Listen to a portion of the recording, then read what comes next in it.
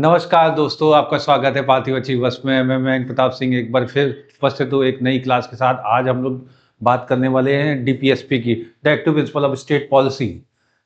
जहां पर पिछली क्लास में हमने देखा फंडामेंटल राइट्स के बारे में। फंडामेंटल राइट्स जहां राज्यों के विरुद्ध होते हैं और नागरिकों के लिए होते हैं, जो जस्टिसेबल इन नेचर होते हैं। जस्टिसेबल इन नेचर का मतलब ये कि कोर्ट के द्वारा जो है वो परिवर्तनीय होते हैं। कोर्ट में जाके अगर किसी व्यक्ति के अधिकारों का हनन होता है तो वो सीधे सुप्रीम कोर्ट ऑफ इंडिया और हाई कोर्ट अप्रोच कर सकता है और अपने होने वाले जितने भी मौलिक अधिकार हैं उनके हनन को वो कोर्ट ऑफ लॉ में लाकर उसको लागू करवा सकता है। लेकिन उसी तरह से अगर हम directive principle of state policy की बात करते हैं तो directive principle of state policy के केस में थोड़ा सा डिफरेंट है। उस केस में ये है कि आपका directive principle of state policy जो है, अगर हम बात करें शुरुआत में, अगर इसकी हिस्ट्री की बात करें तो शुरुआत में जब संविधान सभा में इस बात में डिस्कशन चल रहा था कि व्यक्तियों को मौलिक अधिकार दिए जाने चाहिए, तो उन मौलिक अधिकारों में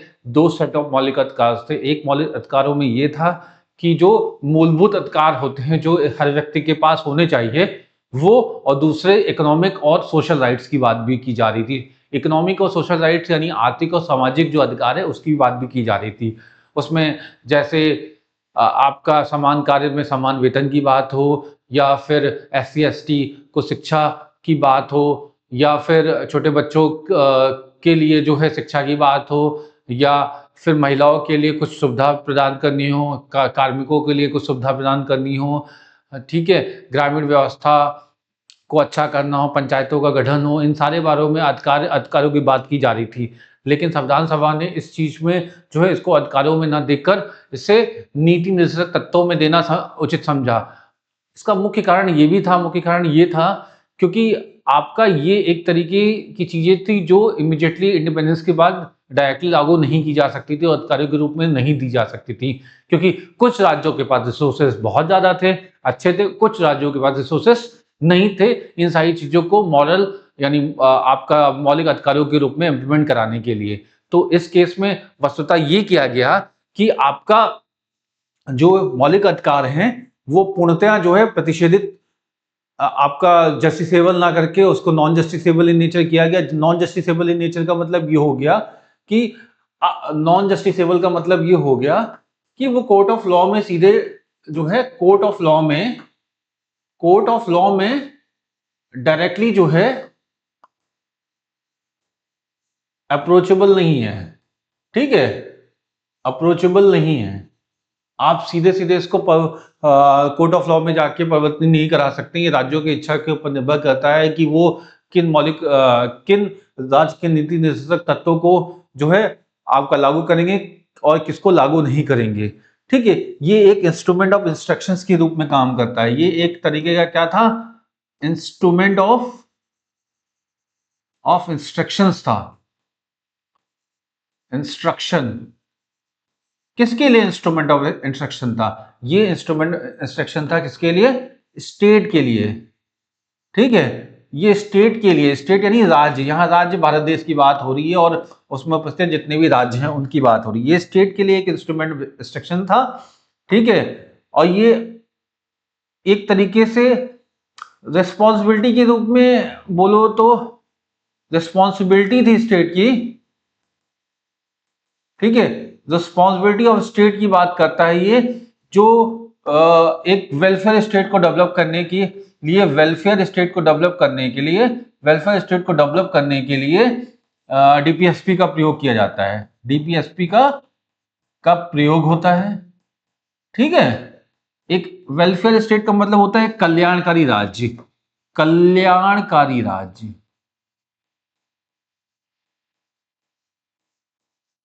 ठीक है, जहां पे राज्यों में व्यक्ति के कल्याण के संबंधित जो भी आवश्यकताएं पड़ेंगी उन सारे पहलुओं को ध्यान में रख के जो है सरकार आपका ऐसे प्रावधान बनाएगी जिसमें उस राज्य में उपस्थित व्यक्तियों को सुविधापूर्वक वो सारे की सारी चीजें मिल पाए जो एक राज्य को चलाने के लिए आवश्यक होती हैं, जिसमें उपस्थित व्यक्ति को स्वास्थ्य की सुविधा हो, या फिर आपका नियोजन की सुविधा हो, या फिर रहने की सुविधा हो, ठीक है, और बहुत सारी व्यवस्थाएं जो एक व्यक्ति को समान जीवन जीने के लिए आवश्यक होती हैं, वो राज्य के नीति निर्देशक तत्व में जो है लागू होती हैं। अगर हम बात करें कि ये जो डीपीएसपी है कहाँ से लिया गया, इसमें जो कुछ पॉजिटिव प्रोविजंस थे आपके आयरलैंड के संविधान से लिए गए थे। किससे लिए गए थे? आयरलैंड से, आयरलैंड के संविधान से लिए गए थे। किससे लिए गए थे? आपका आयरलैंड के संविधान से लिए गए थे। और जो आयरलैंड ने किससे लिया था? आयरलैंड ने स्पेन के संविधान से लिया था। स्पेन के संविधान से आयरलैंड ने लिया था। हाँ, और आयरलैंड के संविधान से किसने लिया? इंडिया ने लिया। ठीक है, डीपीएसपी को। ठीक है, डीपीएसपी को जो है आयरलैंड के संविधान से लिया गया है। ठीक है, और उसके साथ साथ जो है जब हम डीपीएसपी को पढ़ते हैं तो उसके साथ साथ एक आगे आता है आपका भाग 4 में, जहां डीपीएसपी है, जहां भाग 4 में हमारा डीपीएसपी है, राज्य के नीति निर्देशक तत्व है, वहीं पे भाग 4 है जिसको 42वें संविधान संशोधन के तहत जो है जोड़ा गया था। सरदार स्वर्ण सिंह कमेटी की रिकमेंडेशन पे एक कमेटी को स्टैब्लिश किया गया था उस समय के तत्कालीन गवर्नमेंट के द्वारा, और उसके द्वारा जो है 42वां संविधान संशोधन करके इस पार्ट को जोड़ा गया था।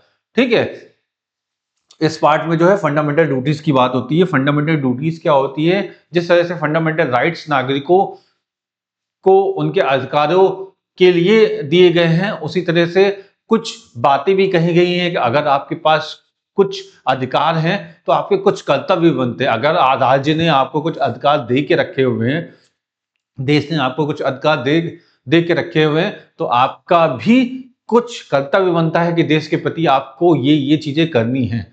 ठीक है, चलते हैं और देखते हैं कि इन दोनों ही भाग 4 और 4 का में क्या क्या है।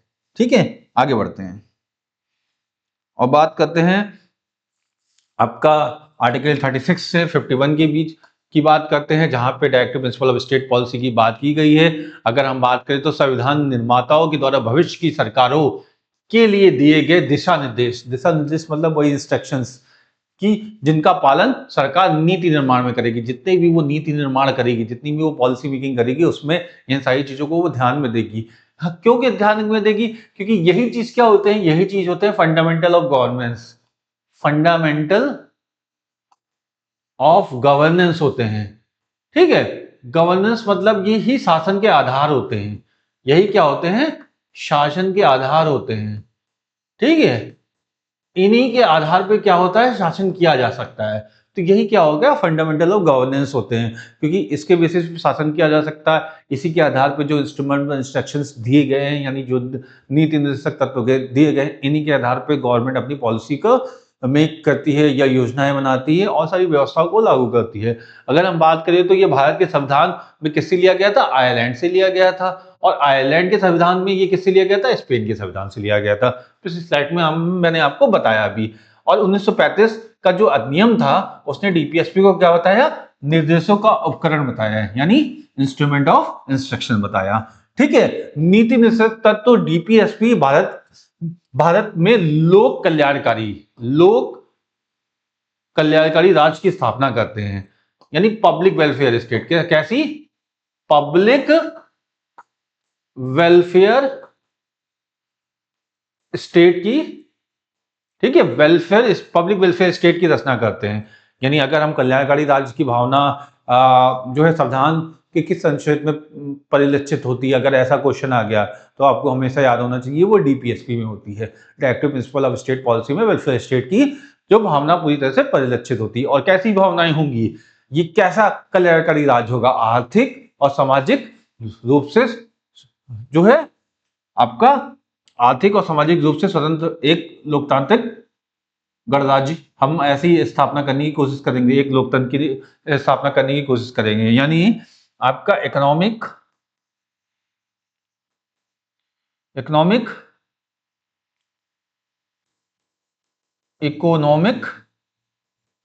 एंड सोशल डेमोक्रेसी की बात हम करेंगे यहाँ पे। ठीक है, अगर हम बात करते हैं आर्टिकल 36 में, तो आर्टिकल 36 में राज्य की परिभाषा दी गई है। वो वो राज्य की परिभाषा है जो अनुच्छेद 12 में दी गई है, जहां पर आपका अगर हम राज्य की परिभाषा की बात करें तो अनुच्छेद 12 में जो राज्य की परिभाषा दी गई है उसमें राज्य, केंद्र सरकार और संसद, ठीक है, उसी तरह से विधानमंडल और जो राज्य के अधिकारी हैं, कार्यपालिका जो है वो, या फिर स्टेट के रूप में एक्ट करने वाली जितनी भी इंडिपेंडेंस बॉडीज हैं जिसको गवर्नमेंट फंड करती है, चाहे वो सुप्रीम कोर्ट ऑफ इंडिया हो या हाई कोर्ट हो या फिर पीएसयू हो। पीएसयू का मतलब जैसे आईओसीएल हो, इंडियन ऑयल कॉर्पोरेशन लिमिटेड जिसे बोलते हैं, बीपीसीएल हो, बहुत सारे ऑर्गेनाइजेशन ऐसे हो, सेल हो, ठीक है, एनटीपीसी हो, ये सारे के आईसीएआर हो, Indian council of agriculture research हो, ठीक है, आपका Indian council of agriculture research हो गया, डीआरडीओ हो गया, ये सारे के सारे पब्लिक इंस्टीट्यूशन है और ये सारी के सारे राज्य की परिभाषा में आते हैं। पब्लिक सेक्टर बैंक हो, पीएसयू जिसे बोलते हैं, ठीक है, पब्लिक सेक्टर बैंक, पीएसबी जितने भी हैं, ये सारे के सारे बैंक्स भी हैं, ये भी राज्य की परिभाषा में आते हैं, ठीक है। तो ऐसे सभी संस्थाएं जो राज्य के द्वारा वित्त पोषित हो या राज्य के द्वारा सहायता प्राप्त ऑर्गेनाइजेशन हो और जो पब्लिक को कैटर करते हो, वो सभी के सभी राज्य की परिभाषा में आएंगे। तो ये जो अनुच्छेद 36 में राज्य बोला गया है, ये राज्य वही राज्य है जो अनुच्छेद 12 में बोला गया। जहां अनुच्छेद 12 में जब राज्य की परिभाषा की गई थी तो आपको बोला था कि ये जो जितने भी अधिकार होंगे ये राज्य के विरुद्ध होंगे। क्यों? क्योंकि ये जरूरी है राज्य को इम्प्लीमेंट करना। फंडामेंटल राइट्स के केस में बोलते हैं तो राज्य को जो भी अधिकार नागरिकों को दिए गए, नागरिकों के लिए थे, राज्य के विरुद्ध थे।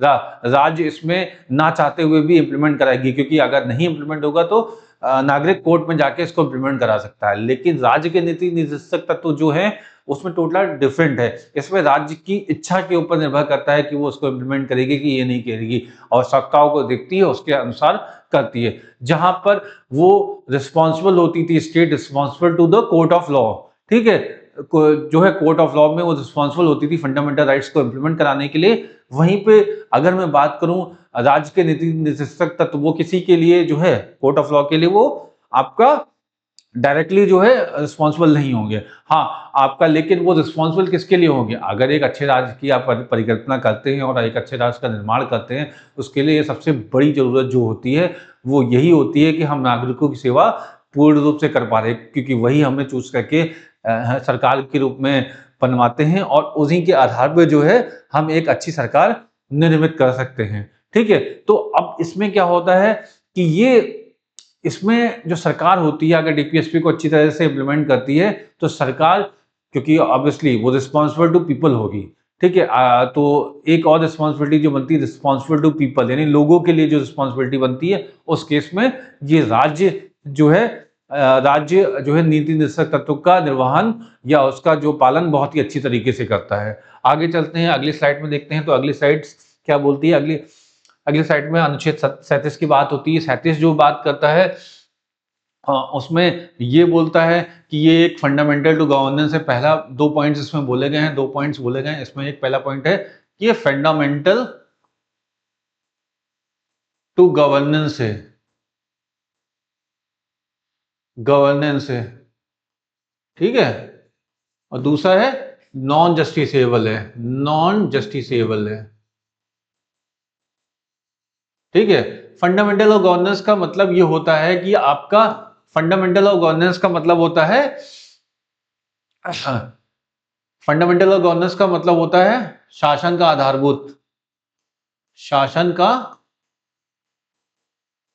आधारभूत है,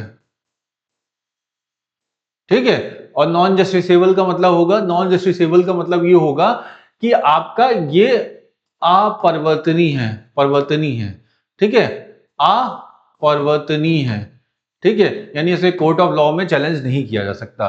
तो शासन का आधारभूत जो है वो आपका क्या है? डीपीएसपी है। और नॉन जस्टिसेबल और नेचर है।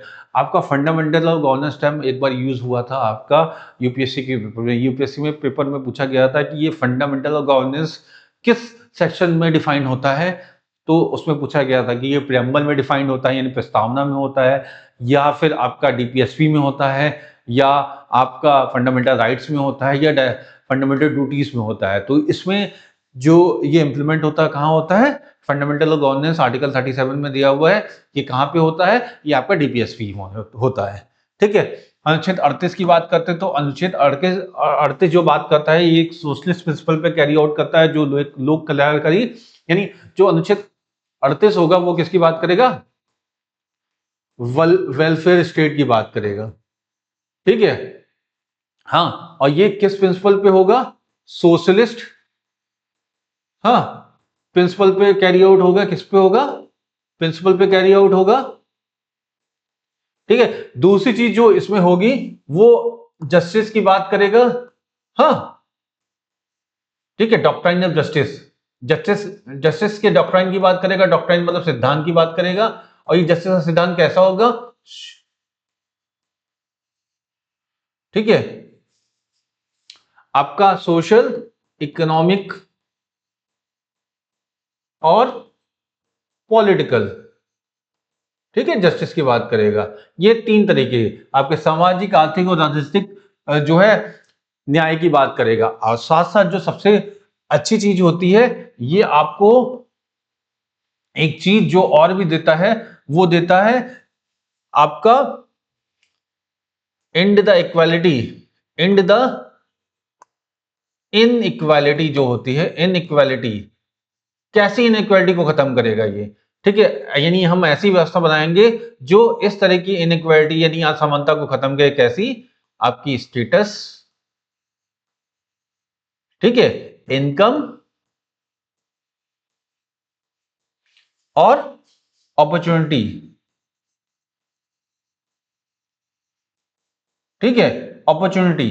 यानी आपका ये तीन तरह की इनइक्वालिटीज की खत्म करने की बात करेगा, तीन तरह की जस्टिस की बात करेगा और एक वेलफेयर स्टेट की बात करेगा। अनुच्छेद 38 में ये है कि वो एक कल्याणकारी राज बनाने की बात करेगा। और कैसा कल्याणकारी राज?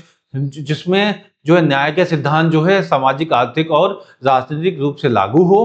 और ये एक ऐसे राज्य का निर्माण करेगा जिसमें जो है आपका प्रतिष्ठा, आय और अवसर की असमानता ना हो। यानी समान ऐसे ऐसे में जिसमें प्रतिष्ठा, क्योंकि ऐसा होता है ना कि स्टेटस क्या होता है कि रिच पीपल को अलग ट्रीटमेंट मिलता है और जो पुअर पीपल होता है उनको अलग ट्रीटमेंट मिलता है। ऐसी व्यवस्था समाज में ना हो, एक समतावादी समाज की संरचना हो। इस तरीके की व्यवस्थाओं को लागू करने का जो कार्य होता है वो सरकार के द्वारा लागू किया जा सकता है। कि ऐसा नहीं है कि एक्सेस सिर्फ और सिर्फ उन्हीं को मिल पा रहा है जिनके पास सब कुछ है, ऐसा नहीं है। तो इस व्यवस्था को वो लागू करने का प्रयास करते हैं जिसमें सभी को समान अधिकार प्राप्त हो सके, और ऐसी व्यवस्था वो पूरी तरह से लागू कर सकते हैं। हाँ, किसी के पास कुछ व्यवस्था है तो उनको ना देके उन लोगों को दिया जाए जिन लोगों को इसकी जरूरत है, उस तरह की व्यवस्था लागू की जा सकती है। जैसे अंत्योदय योजना हो, या फिर आपको पता बीपीएल कार्ड होल्डर्स के लिए जो अलग अलग योजनाएं चलाई हैं,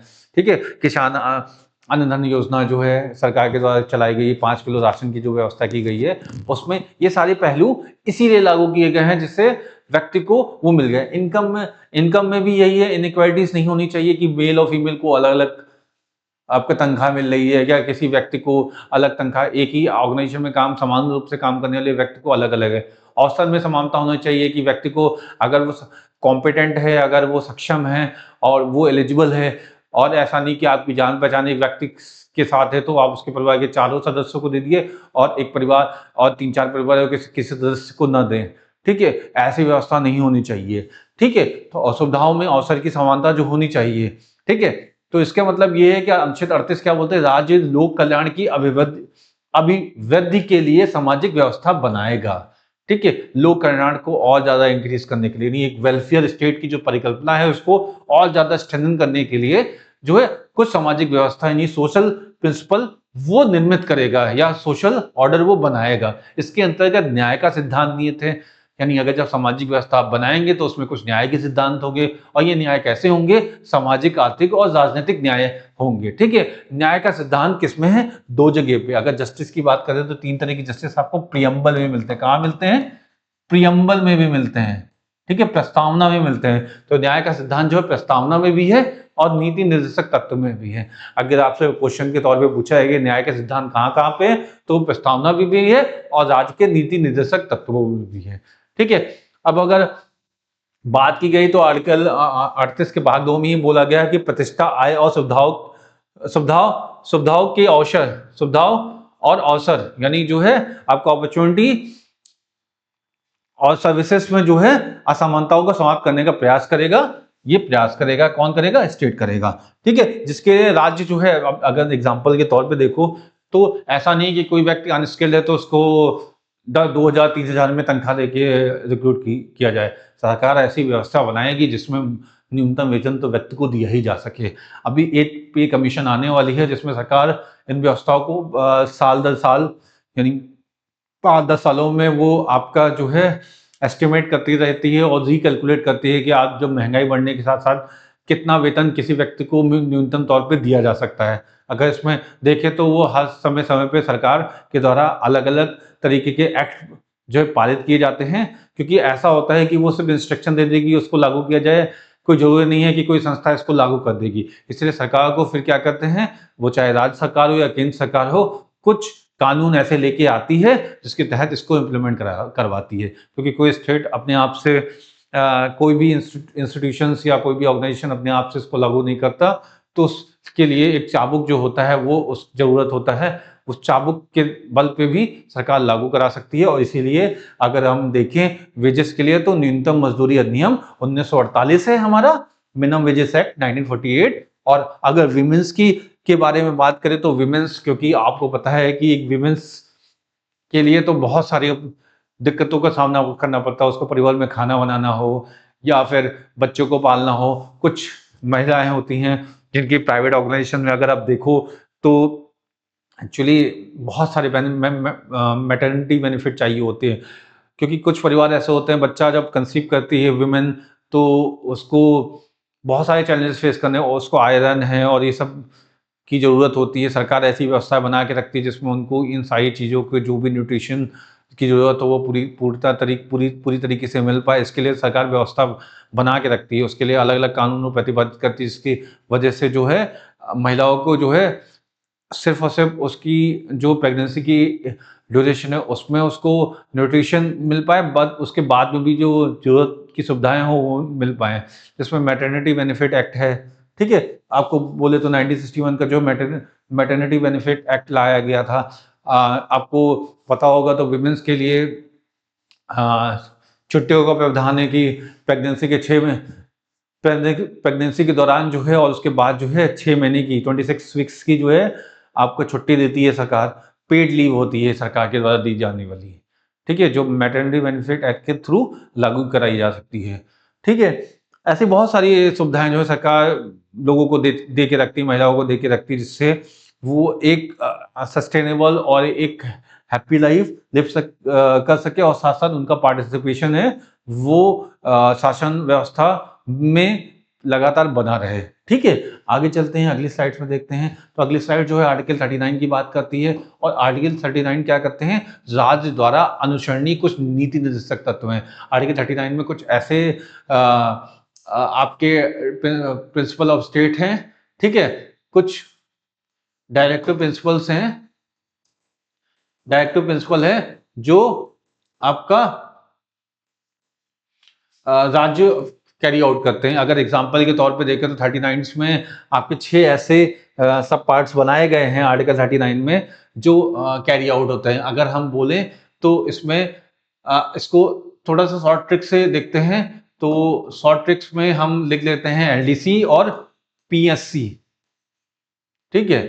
एलडीसी का होता है लोअर, अगर ऐसे याद करने की कोशिश करेंगे तो आसानी से याद हो जाएगा। एलडीसी मतलब लोअर डिवीजन क्लर्क। और कहाँ पे हैं आप, ये लोअर डिवीजन आपकी नौकरी लगती है कहाँ पे, एक कल्याणकारी राज व्यवस्था के अंतर्गत आपकी एक नौकरी लगती है। और आपकी एक नौकरी कहाँ लग जाती है, आपकी क्लर्क की नौकरी लगती है। क्लर्क में कौन सा, लोअर क्लर्क, यानी उसको बोलते हैं लोअर डिविजनल क्लर्क। और कहाँ लगती है, आपकी पीएससी में लग जाती है। पब्लिक हेल्थ सेंटर, जो आपका सरकारी अस्पताल होता है उसको पीएससी बोला जाता है, जो प्राइमरी लेवल पे होता है। तो पीएससी में आपकी एलडीसी की नौकरी आपकी पीएससी में लग जाती है।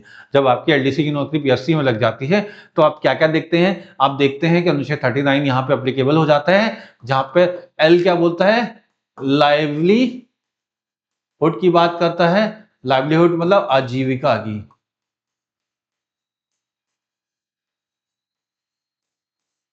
ठीक है?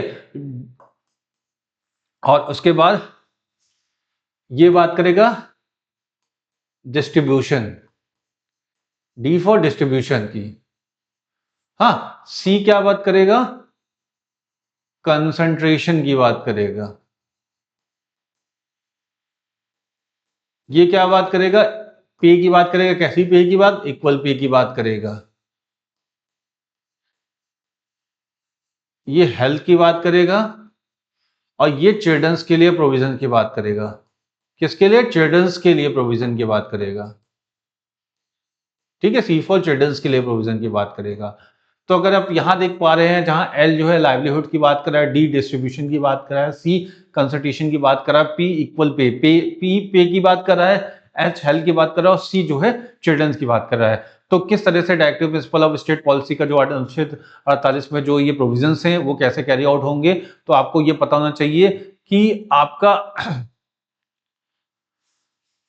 आपका जो लाइवलीहुड, आजीविका के जो भी साधन होंगे, चाहे वो पुरुष हो या महिला हो, उनको आजीविका के पर्याप्त साधन जो है साधन प्राप्त करने का अधिकार होगा। ठीक है, प्राप्त करने का अधिकार होगा। ऊपर क्या लिखेगा, प्राप्त करने का अधिकार है। ठीक है, हर एक, चाहे वो पुरुष हो या महिला हो, जो भी लाइवलीहुड कंडीशंस है उनको प्राप्त करने का अधिकार जो है सरकार इसमें करती है। मनरेगा हो गया, ये सारी व्यवस्थाएं सरकार इसलिए बना के रखी हुई है जिसमें वो पूरी तरीके से इन व्यवस्थाओं को लागू करा सके। और ऐसा नहीं कि पुरुष को ही वो अधिकार मिलेंगे, महिला को नहीं मिलेंगे। यानी अगर टीचर की जॉब हो रही है तो टीचर में सिर्फ पुरुष की जॉब होगी, महिलाओं की जॉब नहीं होगी। सारी व्यवस्था सरकार बना के रखती है और उसमें इस चीज को कैरी करती है। अगर बात करें तो जो आर्टिकल 39 बी बोलता है, वो बोलता है डिस्ट्रीब्यूशन। डिस्ट्रीब्यूशन में ये होता है कि अगर सरकार के द्वारा अगर कोई भी साधन है सरकार के अंदर, यानी सरकार के अंतर्गत आने वाला कोई भी साधन है या कोई भी संसाधन है, ठीक है, उसका कंसल्टेशन किसी एक व्यक्ति के पास ना हो जाए, हाँ, तो संसाधन को क्या है, भौतिक संसाधन जितने भी होंगे उसको समान रूप से समान रूप से आपका डिस्ट्रीब्यूशन यानी उचित वितरण करने की बात करती है। ठीक है, जस्टिसेबल डिस्ट्रीब्यूशन की बात करती है, यानी समाज में भौतिक संसाधनों के स्वामित्व का उचित वितरण, यानी डिस्ट्रीब्यूशन ऑफ जो राइट्स हैं वो कैसे, भौतिक संसाधन जितने भी फिजिकल रिसोर्सेस हैं उनका डिस्ट्रीब्यूशन लोगों के पास जो है उचित तरीके से, यानी एक आपका जस्ट तरीके से होना चाहिए। ठीक है, डिस्ट्रीब्यूशन, डी फॉर डिस्ट्रीब्यूशन हो गया। ठीक है, यानी यहाँ एल लाइवलीहुड, यहाँ डिस्ट्रीब्यूशन की बात करें, यहाँ कंसल्टेशन, यानी आपका ऐसा ना हो कि अर्थव्यवस्था में धन हो या फिर कोई उत्पादन के साधन हो, इनका जो है आयतकारी केंद्रीकरण में निषेध है। मतलब कंसंट्रेशन ऑफ वेल्थ नहीं होना चाहिए कि किसी एक व्यक्ति के पास जो है पूरी तरीके से कंसंट्रेशन हो जाए। अब ये बात मानो कि अगर कोई ऐसी व्यवस्था है जिसमें किसी व्यक्ति के पास बहुत बड़ा खेत है और वो एक उस इलाके के लिए एक major source of perishable goods की बात करता है। पेरिशेबल गुड्स का मतलब जितनी सब्जियां हैं जिसमें आलू प्याज टमाटर है, और आपको पता है कि उस सीजन में वही एक व्यक्ति है जो आपका सप्लाई कर सकता है, लेकिन उस समय वो सप्लाई ना करके, जिस समय लोगों के पास पीक में जरूरत होती है उस समय वो सप्लाई ना करके उसका स्टोरेज करने लगे। ठीक है, और वो उसको प्राइस राइज होने की बात करे तो सरकार इसमें अपना डंडा चला सकती है और उनसे कह सकती है कि आप जो आयतकारी केंद्रीकरण नहीं करेंगे, लोगों को जब जरूरत है उस समय जो है आपको ये चीजें डिस्ट्रीब्यूट करनी पड़ेंगी। ठीक है, डिस्ट्रीब्यूशन यानी उचित वितरण आवश्यक है। तो यानी कंसंट्रेशन ऑफ वेल्थ नहीं होनी चाहिए, कंसंट्रेशन ऑफ रिसोर्सेस नहीं होने चाहिए। ये दोनों चीजें आपका आर्टिकल 39 सी में लागू होती हैं। ठीक है, और अगर आर्टिकल 39 डी की बात करते हैं जो कि मेजरली यूज होता है, आर्टिकल 39 डी तो यहाँ पे क्या है, एलडीसी हो गया था, और कहाँ पे एलडीसी था, वो पीएससी में था। तो यहाँ पे की बात करता है, और पे कैसा, equal pay for the equal work, यानी समान कार्यों के लिए समान वेतन। किसके लिए, पुरुषों के लिए भी और स्त्रियों के लिए भी, यानी पुरुषों और स्त्रियों दोनों के लिए जो है समान कार्य के लिए समान वेतन की बात कर रहा है। ठीक है, आर्टिकल 39 ई की बात करें तो पुरुषों और स्त्रियों, चाहे पुरुष हो चाहे स्त्री हो या श्रमिकों तथा बच्चों, ठीक है, को मजबूरी में प्रतिकूल रोजगार में जाने से बचाना। ठीक है, यानी चाहे वो पुरुष हो या स्त्री हो, श्रमिक हो, यानी आपका वर्कर्स हो या बच्चों हो, मजबूरी में कोई भी ऐसा आपका अनहेल्दी कार्य नहीं करना पड़ेगा। जैसे अगर मैं बात करूं तो कोल माइंस में काम करना हो, ठीक है, कोल माइंस में काम करने की व्यवस्था हो, या फैक्ट्रीज में ऐसे पोल्यूटेड फैक्ट्रीज में कार्य करने की व्यवस्था हो, तो सरकार ऐसी कोई मजबूरी वाली व्यवस्था नहीं बना सकती है जिसमें हेल्थ बेनिफिट जो है वो एट रिस्क हो। ठीक है, हेल्थ का जो इशू वो रिस्क पे नहीं होना चाहिए। सरकार ऐसी व्यवस्था बनाएगी, अगर कोई माइंस के अंदर काम कर रहे हैं तो उनको मार्क्स प्रोवाइड कराने की व्यवस्था, कानून ऐसी व्यवस्था मतलब बनाएगी कि जो ऑर्गेनाइजेशन ऐसे काम करते हैं इस राज्य के अंदर, जैसे झारखंड राज्य हो गया जहाँ पे माइनिंग होती है, फिर या आपका छत्तीसगढ़ राज्य हो गया जहाँ पे माइनिंग होती है, तो वहाँ की सरकारें इस तरह की नीति बनाती हैं, इस तरह के कानून बनाती हैं जिसमें उनके हेल्थ को बहुत ज़्यादा ध्यान दिया जाता है। और ऐसी कोई भी कंडीशन वर्किंग कंडीशन नहीं होनी चाहिए जिसमें उनके हेल्थ को रिस्क पे रखा जाए। तो एक हेल्दी कंडीशन होनी चाहिए for the working of women, man, children और वर्कर्स के लिए। ठीक है, ये आर्टिकल 39 ये बोलता है, जहां पे जो आर्टिकल 39 एफ बोलता है, अब ये आपका पीएससी में होता है तो ये चिल्ड्रंस के लिए होता है। चिल्ड्रंस की बात करें तो सरकार जो है बच्चों का कैसा स्वतंत्र और गरिमा के साथ विकास, ठीक है, यानी आपका एक फ्री और डिग्निफाइड जो है डेवलपमेंट्स के लिए जो है सरकार अवसर प्रदान करेगा और कुपोषण से बचाएगा। अगर आप बात करो कुपोषण के लिए तो आपको पता है कि सरकार जो है टीकाकरण कार्यक्रम हमेशा चला के रखती है। सरकारी अस्पतालों में टीकाकरण फ्री में भी होता है, बच्चों के ग्रोथ के साथ वो टीकाकरण फ्री में भी होता है। कुपोषण अभियान भी वो चला के रखती है जिसमें बच्चों को खाने में कितना किस किस रेशियो में दिया जाना चाहिए। दलिया है, आंगनवाड़ी, अगर आप बात करें तो इंटीग्रेटेड चाइल्ड डेवलपमेंट स्कीम के थ्रू जो है आंगनवाड़ी व्यवस्था भी लागू की गई, मिड डे मील व्यवस्था भी लागू की गई है स्कूल में, जिसमें आपका 1975 में जहां आईसीडीएस और 1995 जहां आपका मिड डे मील व्यवस्था लागू की गई है, उसका मेन मकसद यही है कि बच्चों को कुपोषण से बचाया जा सके और उनको न्यूट्रिशन युक्त भोजन दिया जा सके जिनसे उनका विकास जो है एक सही तरीके से हो सके। क्योंकि अगर बच्चे का विकास शुरुआती या उसमें अच्छी तरीके से नहीं हो पाता, उसका मुख्य कारण जो होता है इन्हीं सारी चीज़ों की कमी के कारण नहीं हो सकता। और जब एक बच्चा जो है अच्छी तरह से डेवलप नहीं होगा, उसका विकास नहीं होगा, तो वो ह्यूमन रिसोर्स जो होता है वो अपनी कंट्री का ह्यूमन कैपिटल के रूप में कन्वर्ट नहीं हो पाएगा, वो कंट्री का ही नुकसान करेगा बाद में।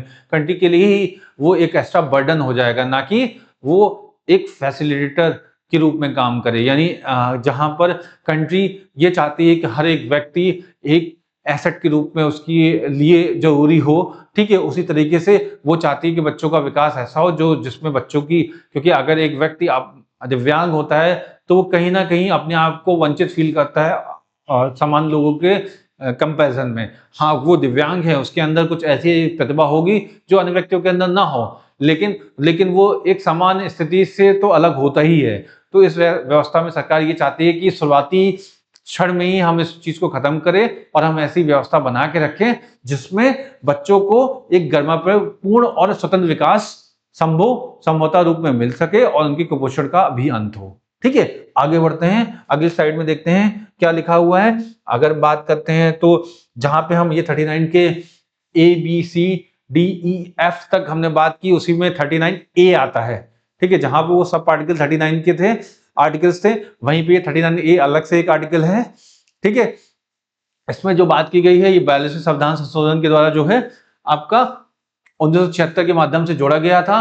और अगर आपको याद होना चाहिए कि इस केस में आपका क्या किया गया, अगर किसी व्यक्ति के पास पैसे नहीं है, अगर किसी व्यक्ति के पास पैसे नहीं है और वो अपनी कानूनी लड़ाई लड़ना चाहता है, तो सरकार अपने पैसे पे एक वकील को नियुक्त करती है जो उस व्यक्ति के जो है सरकारी वकील जो है नियुक्त करती है और लीगल एड सेक्शन से वो सरकारी वकील उनको प्राप्त होता है उस व्यक्ति को जो एग्राइव पर्सन है। और अगर वो वकील को नहीं नियुक्त कर सकता अपने माध्यम से तो सरकार उसको प्रोवाइड करा के उसका केस उसके द्वारा लड़वाती है। ठीक है, तो इसमें क्या है कि आपका निःशुल्क विधिक सहायता प्रदान करने के लिए, यानी फ्री लीगल एड, किसकी बात, फ्री लीगल एड की बात जो है, हाँ, एड की बात की गई है, वो किसमें की गई है, अनुच्छेद 39 के ए में की गई है। अगर हम बात करें तो इसके लिए अलग अलग ऑर्गेनाइजेशंस बने हुए हैं, जैसे नालसा है, सालसा है, डालसा है।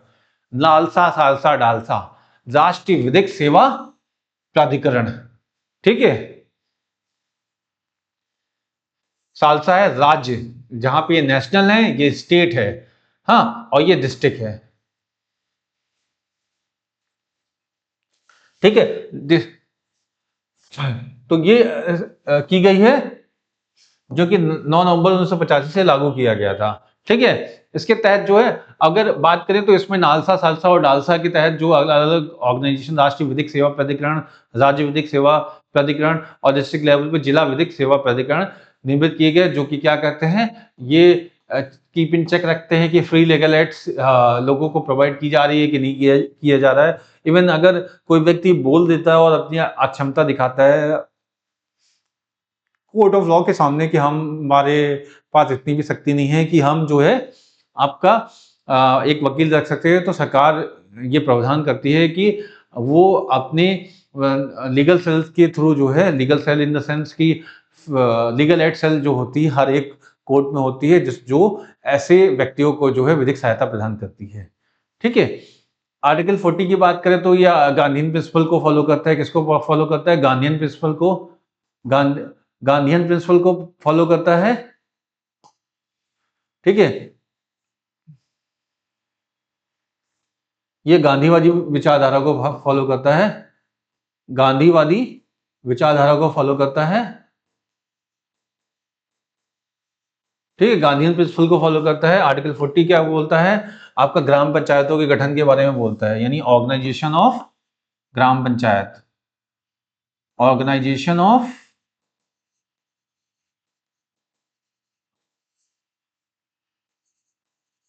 ग्राम पंचायत।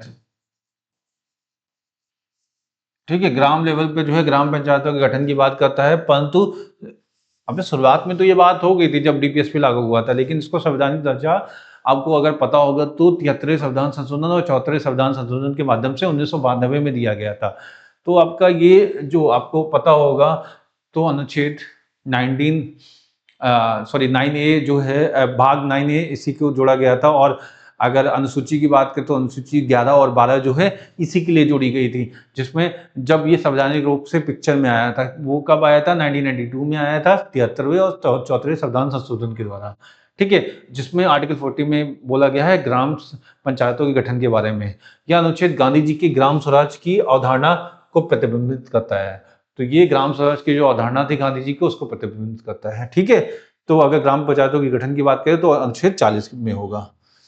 आगे चलते हैं और आर्टिकल 41 की बात करते हैं। तो आर्टिकल 41 देखो, जहां आर्टिकल 40 तो आर्टिकल 41 अगर बात करें तो आर्टिकल 41 ये बताता है कि कुछ पॉइंटर्स होते हैं, जैसे वृद्ध हो, ठीक है, वृद्ध पीपल हो, या आपका बीमार लोग हो, ठीक है, बेगाल लोग हो, ऐसे लोगों के लिए सरकार कुछ ना कुछ व्यवस्था बनाएगी, जैसे वृद्ध वृद्ध पेंशन योजना हो या बेरोजगारी भत्ता हो, क्योंकि अगर वो अवसर उस समय प्रोवाइड नहीं कर पा रही है, तो एक उचित जीवन जीने के लिए जितनी आवश्यकता हो उसके तहत उसको कुछ ना कुछ रेम्युनरेशन या कुछ ना कुछ सहायता सरकार प्रदान करती है। तो ये व्यवस्था अनुच्छेद 41 में की गई है। ठीक है। और उसमें जो है कुछ दशाओं में सरकार जो है आपका सहायता प्रदान करती है। अगर कोई व्यक्ति हो, वो कैसे व्यक्ति हो, अगर वो बेकार या बेरोजगार व्यक्ति हो उनके लिए व्यवस्था प्रदान करेगी बेरोजगारी भत्ते के तौर पे।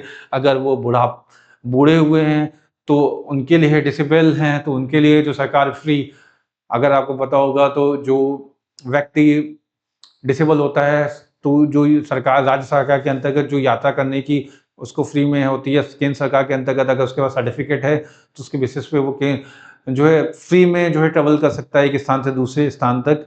ठीक है। और इसके साथ साथ अपने एक किसी केयरटेकर को साथ ले जाकर वो फ्री में यात्रा कर सकता है। ऐसी बहुत सारी व्यवस्थाएं जो है सरकार ने डिसेबल्स के लिए बना के रखी है, दिव्यांग लोगों के लिए बना के रखी है, बूढ़े लोगों के लिए बना के रखी है, और साथ साथ बेकार लोगों के लिए भी बना के रखी हुई है। ठीक है। बीमार हो, निःशक्तजन हो, दिव्यांग हो, उन सब के लिए। तो राज्य अपनी सामर्थ्य, यानी राज्य की जो अपनी सामर्थ्य होगी, जो उसकी कैपेसिटी होगी और विकास की सीमा हो, जहां तक वो विकास कर सकता अपने लोगों का, उसके भीतर में ही रहते हुए हुए काम, यानी जो वर्क है उस पे शिक्षा, ठीक है, काम, शिक्षा और सहायता प्रदान करेगा। कैसा? कोई वर्क प्रदान करेगा इनको, अगर उनके अकॉर्डिंग जिस तरह का काम होगा। एजुकेशन की बात करेंगे तो जिस तरह की एजुकेशन दी जा सकती है हाँ, उसकी कोशिश करेगा, निःशक्त विद्यालय खोलेगा, दिव्यांग विद्यालय ऐसे खोलेगा जहाँ पे ब्लाइंड पीपल्स को टीचिंग दी जा सके। हाँ, काम के लिए जो है वर्किंग कंडीशन ऐसी बनाएगा जहाँ पे इनको दिया जाए। पब्लिक ट्रांसपोर्ट में भी अगर आप देखते होंगे तो दिव्यांग के लिए रेलवे में अलग से कोच रहता है दिव्यांग के लिए, वहीं पे सीट्स जो होती हैं वो भी अलग होती हैं। पब्लिक प्लेसेस में जितनी भी वो जगह होती हैं उसमें अगर बोले तो सुगम भारत योजना जो भारत सरकार की है उसके द्वारा जो है प्लेटफॉर्म ऐसे बनाए जाते हैं या हॉस्पिटल प्लेटफॉर्म ऐसे बनाए जाते हैं जिससे ईजी एंट्री और एग्जिट हो सके दिव्यांग लोगों का, ठीक है, जो मोटर डिसेबल पीपल होते हैं उनके लिए भी, ठीक है। तो इसके लिए क्या है, पूरी की पूरी व्यवस्था करेगा जिसमें बेकारी हो, बेरोजगारी हो, ठीक है, बुढ़ापा हो, बीमारी, निःशक्त और दिव्यांग की स्थिति में हो, ठीक है।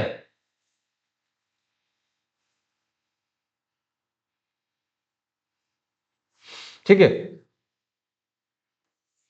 ये थोड़ा-सा नीचे आएगा तो राज्य अपनी सामर्थ्य और विकास की सीमाओं के भीतर रहते हुए काम, शिक्षा और बेकारी, बेरोज़गारी, बुढ़ापा, बीमारी और निःशक्त दिव्यांगता की स्थिति में सहायता प्रदान करेगा। ठीक है? कि काम वर्क करते हुए काम, शिक्षा, बेकारी, बेरोज़गारी, बुढ़ापा और बीमारी और निःशक्तता दिव्यांग की स्थिति में सहायता प्रदान करेगा। ये सारी कंडीशन में सरकार जो है अपनी सीमाओं के भीतर रहते हुए सहायता प्रदान करेगा। अगर आर्टिकल 42 की बात करेंगे तो आपको पता होता है इसको याद करने का एक आसान तरीका होता है कि ये जो वीमेन की प्रेगनेंसी होती है वो 42 महीने की होती है। ठीक है? 42 महीने तो 42 मंथ 42 महीनों की होती है। 42 मंथ ऑफ प्रेगनेंसी, ठीक है? Pregnancy is all about women, ठीक है? प्रेगनेंसी ऑफ वुमेन कितनी है? 42 मंथ्स की होती है, तो इस वजह से जो 42 आर्टिकल है वो वुमेन से रिलेटेड होते हैं। और कैसे वुमेन से रिलेटेड होते हैं? इसमें क्या है, मैटरनिटी बेनिफिट की बात करता है, ठीक है? मैटरनिटी बेनिफिट की बात करता है। तो अगर बात करें तो न्याय संगत तरीके से राज्य जो है मानुषिक दशा में, यानी आपका एक ऐसी न्याय संगत तरीके से हो और मनुचित दशा से हो, ठीक है? प्रसूति सहायता का उपबंध करेगा। जो मैटरनिटी बेनिफिट है उसमें आपका जो प्रसूति सहायता होती है जिसमें आपको पता है कि एक प्रेग्नेंट वुमेन्स के लिए पेड लीव 6 मंथ की दी जा सकती है, 26 वीक की जो है पेड लीव दी जाती है वुमेन्स को। वो पेड लीव दी जाती है, यानी आपकी तनख्वाह मिलती रहेगी लेकिन आपको अपने बच्चे और अपनी सुरक्षा के लिए जब हार्ड टाइम आता है यानी 6 मंथ के बाद की बात आती है तो उसके बाद से आप उधर 3 मंथ तक आप डिलीवरी के बाद 3 मंथ तक जब आप रिकवर कर पाएँ उसके लिए जो है पूरी व्यवस्था की गई है सरकार के द्वारा कि आप लीव ले सकते हैं। उसके बाद भी होती है, उसके बाद भी होती है। हाँ, लेकिन ये कुछ चीज़ें बनाई तो गई हैं लेकिन सरकार ने ये भी व्यवस्था करके रखी है कि ये सर्टेन लेवल पे ही रखी है कि 2 बच्चों के लिए ही है एप्लीकेबल। ऐसा नहीं है कि आप 10 बच्चे कर लें और आपके लिए एप्लीकेबल होगी। क्योंकि ऐसे तो फिर कोई भी करने लगेगा और व्यवस्थाएँ नहीं चल पाएँगी। जो सरकार की नियोजन नीति है उसके अंतर्गत रहते हुए व्यक्ति को मिलता है। सरकारी महकमे में बात करें तो बहुत ज़्यादा व्यवस्थाएँ मिलती हैं और बहुत ज़्यादा सपोर्ट मिलता है। अगर सरकार के नियोजन स्कीम के अंतर्गत आप आते हो, 2 बच्चे पैदा करते हो, तो सरकारी में अगर मैं केंद्र सरकार की अपने ऑर्गेनाइजेशन की बात करता हूँ तो उसमें ये होता है मैटरनिटी बेनिफिट एक्ट भी के तहत जो है आपको 6 महीने की जो सुविधा मिलती है पेड लीव की वो तो मिलती ही मिलती है। साथ-साथ आपके 2 बच्चों को 18 वर्ष तक होने तक जो है वीमेन को जो है सीसीएल मिलती है, चाइल्ड केयर लीव मिलती है, जो 2 वर्ष की पेड लीव होती है। यानी 730 दिन की जो लीव मिलती है वीमेन्स को, वो इसीलिए मिलती है। साथ-साथ अगर एजुकेशन अलाउंसेस की बात करें तो 12वीं तक के बच्चों के लिए जो एजुकेशन चाइल्ड एजुकेशन अलाउंसेस जो है सरकार के द्वारा दिया जाता है। केंद्र सरकार हो या राज्य सरकार हो, उसके तहत जो है चाइल्ड एजुकेशन जो इस समय 28,000 27,000 रुपए है एक बच्चे के लिए। 2 बच्चों के लिए 56,000 रुपए ये भी व्यवस्था जो है व्यक्तियों को मिलती है। तो ऐसा ऐसा नहीं है कि सरकार सिर्फ़ और सिर्फ़ जो व्यवस्था लेती है। आप सरकारी आदमी अगर बनते हैं तो ये व्यवस्थाएँ आपके साथ जाती हैं। उसमें मेडिकल की व्यवस्था भी की गई है जहाँ राज्य सरकार दीनदयाल उत्तर प्रदेश की राज्य सरकार के द्वारा दीनदयाल उपाध्याय जो है मेडिकल बेनिफिट होता है उसके द्वारा योजना के तहत मिलता है। वहीं पे केंद्र सरकार के द्वारा CGHS central government health scheme के तहत जो है सहायता मिलती रहती है आपको हेल्थ के लिए भी। ठीक है? तो ये व्यवस्था है कि आपका जो है एक ह्यूमन कंडीशन जो है ह्यूमन कंडीशंस को ध्यान में रखते हुए यानी एक जस्टिसेबल और ह्यूमन कंडीशंस को ध्यान रखते हुए हाँ, राज्य काम कीजिए। तो वर्किंग कंडीशन जो है वर्किंग कंडीशन कैसी होनी चाहिए? ह्यूमन होनी चाहिए, जस्टिसेबल होनी चाहिए, हाँ, और साथ-साथ क्या होनी चाहिए? मैटरनिटी बेनिफिट को भी पूरी तरीके से कैटर करता हो। ठीक है? वुमेन्स के लिए जो है आपका मैटरनिटी बेनिफिट जो है पूरी तरह से कैटर किया जाए, इस तरह की व्यवस्था होनी चाहिए कहाँ पे 42 में, ठीक है? यानी जस्ट और human condition for the women worker during their maternity benefit, क्योंकि ऑब्वियसली अब प्रेग्नेंट वुमेन है, आके बैठ रही है, काम कर रही है, बहुत सारी दिक्कतें उसको होती हैं। वुमेन्स को बहुत सारी ऑर्डील्स के साथ जो है फेस करना पड़ता है और लाइफ को लेकर आगे बढ़ना पड़ता है। कुछ प्राइवेट ऑर्गेनाइजेशंस तो ऐसे हैं कि वुमेन्स इसलिए ही प्रेगनेंसी नहीं कंसीव करती जस्ट बिकॉज कि अगर वो 5 महीने का गैप हो गया या 10 महीने 6 महीने का गैप हो गया तो उनकी नौकरी तो जाएगी जाएगी, लेकिन जो वैल्यू और जो एस्टेब्लिशमेंट उन्होंने अर्न किया था वो भी चला जाता है। इसलिए सरकार ने विमेंस के पार्टिसिपेशन को जस्टिसेबल रखते हुए इन सारी व्यवस्थाओं को लागू करने का प्रावधान भी करके रखा हुआ है। ठीक है, देखिए कितनी अच्छी सोच है संविधान निर्माताओं की। ठीक है, कि कितनी दूर तक की उन्होंने सोच रखी हुई थी कि ये व्यवस्था फ्यूचर में आएगी तो उसको इस तरीके से लागू कराया जाएगा। और क्योंकि ये व्यवस्था है, कोई ऑर्गेनाइजेशन अपने मन से नहीं लागू कर देगी, क्योंकि पेड लीव देना बिना काम के ऐसे तो फिर होने लगे कि बिना काम के आप छुट्टी दो, 10 बच्चे पैदा करो तो 6 महीने 6 गुणे 10 यानी 60 महीने तो आपने क्या किया, 5 साल की सर्विस तो आपने क्या कर दी, सिर्फ और सिर्फ चाइल्ड केयर लीव में ले ली, मतलब child care in the sense कि आपका मैटरनिटी बेनिफिट एक्ट में ले ली। तो ऐसा नहीं होता ना, सरकार ने एक एक्ट लाया हुआ, उसमें कहा है कि 2 बच्चों तक ये व्यवस्था आपकी लागू रहेगी।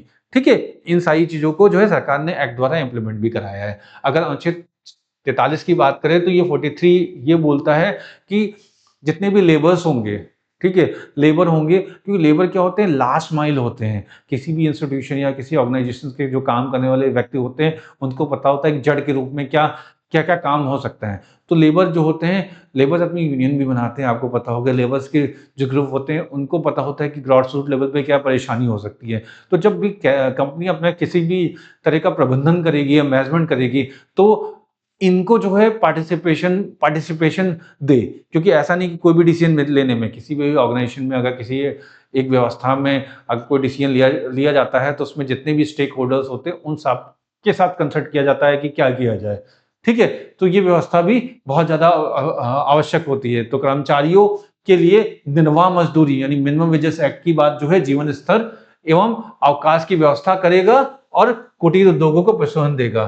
ठीक है, तो अनुच्छेद जहाँ 43 ए में ये कहा गया है कि लेबर्स को जो प्रबंधन में कर्मचारी को भाग लेना सुनिश्चित करेगा, यानी आपका जितना भी मैनेजमेंट ऑफ इंडस्ट्रीज में जो है जो पार्टिसिपेशन और लेबर्स का होना जरूरी है। वहीं पे जहां 43 बोलता है कि आपका मिनिमम वेजेस सेट होने चाहिए, इतना तो होना चाहिए कि जिसमें एक उचित जीवन निर्वाह हो सके, यानी आपका ये क्या कर रहा है, निर्वाह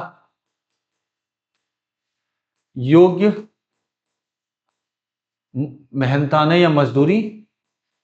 वहीं पे दूसरा क्या कर रहा है, कुटीर उद्योग, कुटीर उद्योग की बात कर रहा है। और कुटीर उद्योग में क्या, उसमें जो है पार्टिसिपेशन को बढ़ाने के लिए सरकार ऐसी कोई व्यवस्था बनाए, क्योंकि पता है कि कोई एक व्यक्ति, अगर मैं एक बड़े से ऑर्गेनाइजेशन की बात कर रहा हूँ तो वो ऑटोमेशन हो चुकी होती है, बड़े-बड़े इंस्टीट्यूशंस जो होते हैं वो ऑटोमेशन पे चलते हैं, मशीन पे चलते हैं। लेकिन जितने भी कुटीर उद्योग होते हैं, छोटे उद्योग होते हैं, एमएसएमईज़ होते हैं, ये उस क्षेत्र विशेष में ही एग्ज़िस्ट करते हैं, उस क्षेत्र विशेष की नीड्स को कैटर करते हैं और साथ-साथ ये बहुत ज़्यादा एम्प्लॉयमेंट भी देते हैं लोगों को, ठीक है? और साथ-साथ ये व्यवस्था भी होती है, तो इसीलिए सरकार क्या है, अलग-अलग प्रावधान ला के रखे रहती है, क्योंकि उसको पता है कि ये रूट हैं, ठीक है? यही जो है मेन जड़ है, जो एक सामाजिक व्यवस्था को चलाए रखने के लिए सबसे ज़्यादा आवश्यक है। इसीलिए कुटीर उद्योगों के जो है प्रोत्साहन की बात भी सरकार करता है, किस अनुच्छेद में करता है? 43 में करता है। उसी का 43 का पार्ट ए जो है, उसमें जो बात कर रहा है कि जो लेबर्स होंगे, उनको जो भी मैनेजमेंट ऑफ इंडस्ट्री होगी, उसमें उनको एक्टिव पार्टिसिपेशन का मौका दिया जाए। ठीक है? हाँ, अगर अनुच्छेद 42वें संविधान संशोधन में 1976 के माध्यम से जोड़ा गया था, किसको? 43 ए को। वहीं पे अगर हम बात करें तो 97 कॉन्स्टिट्यूशन अमेंडमेंट एक्ट से सहकारिता को जोड़ा गया था, किसमें? आपका 43 ही में 97 कॉन्स्टिट्यूशन अमेंडमेंट एक्ट 2011 के माध्यम से इसको जोड़ा गया था, किसको?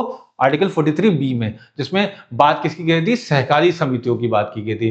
भाई ये सहकारी समिति होती क्या है? ये सहकारी समिति ऐसी होती है, देखो सरकार क्या होती है कि हर जगह तो पहुंच नहीं सकती है। कभी-कभी क्या होता है, सरकार को क्या है, ग्राउंड लेवल की जो है एक्सपर्टीज नहीं होती, हर चीज में सरकार एक्सपर्टीज नहीं रख सकती। तो कुछ चीजें ऐसी होती हैं जो वहाँ के ग्राउंड लेवल के लोग के पास उसकी एक्सपर्टीज होती है, उसको कैसे कैरी करना है। लेकिन सरकार के पास क्या होता है, सरकार के पास एक टेक्निकल डेटा होता है। हाँ, तो क्या करती है सरकार, उन लोगों को से जो वो व्यवस्था को इम्प्लीमेंट करा सकती है उनके साथ अपना डेटा प्रोवाइड करते हुए हाँ क्या काम को कैरी आउट कराती है। जैसे अगर मैं बोलूं तो हाँ, डेयरी उद्योग हो गया, ठीक है, डेयरी उद्योग हो गया, हाँ, पशुपालन में हो गया, मुर्गी मुर्गी पालन हो गया, हाँ, या पीसी कल्चर, जिसे हम लोग पीसी कल्चर बोलते हैं। पीसी कल्चर मतलब मछली पालन, पीसी कल्चर या मछली पालन हो गया, ठीक है, मछली पालन हो गया।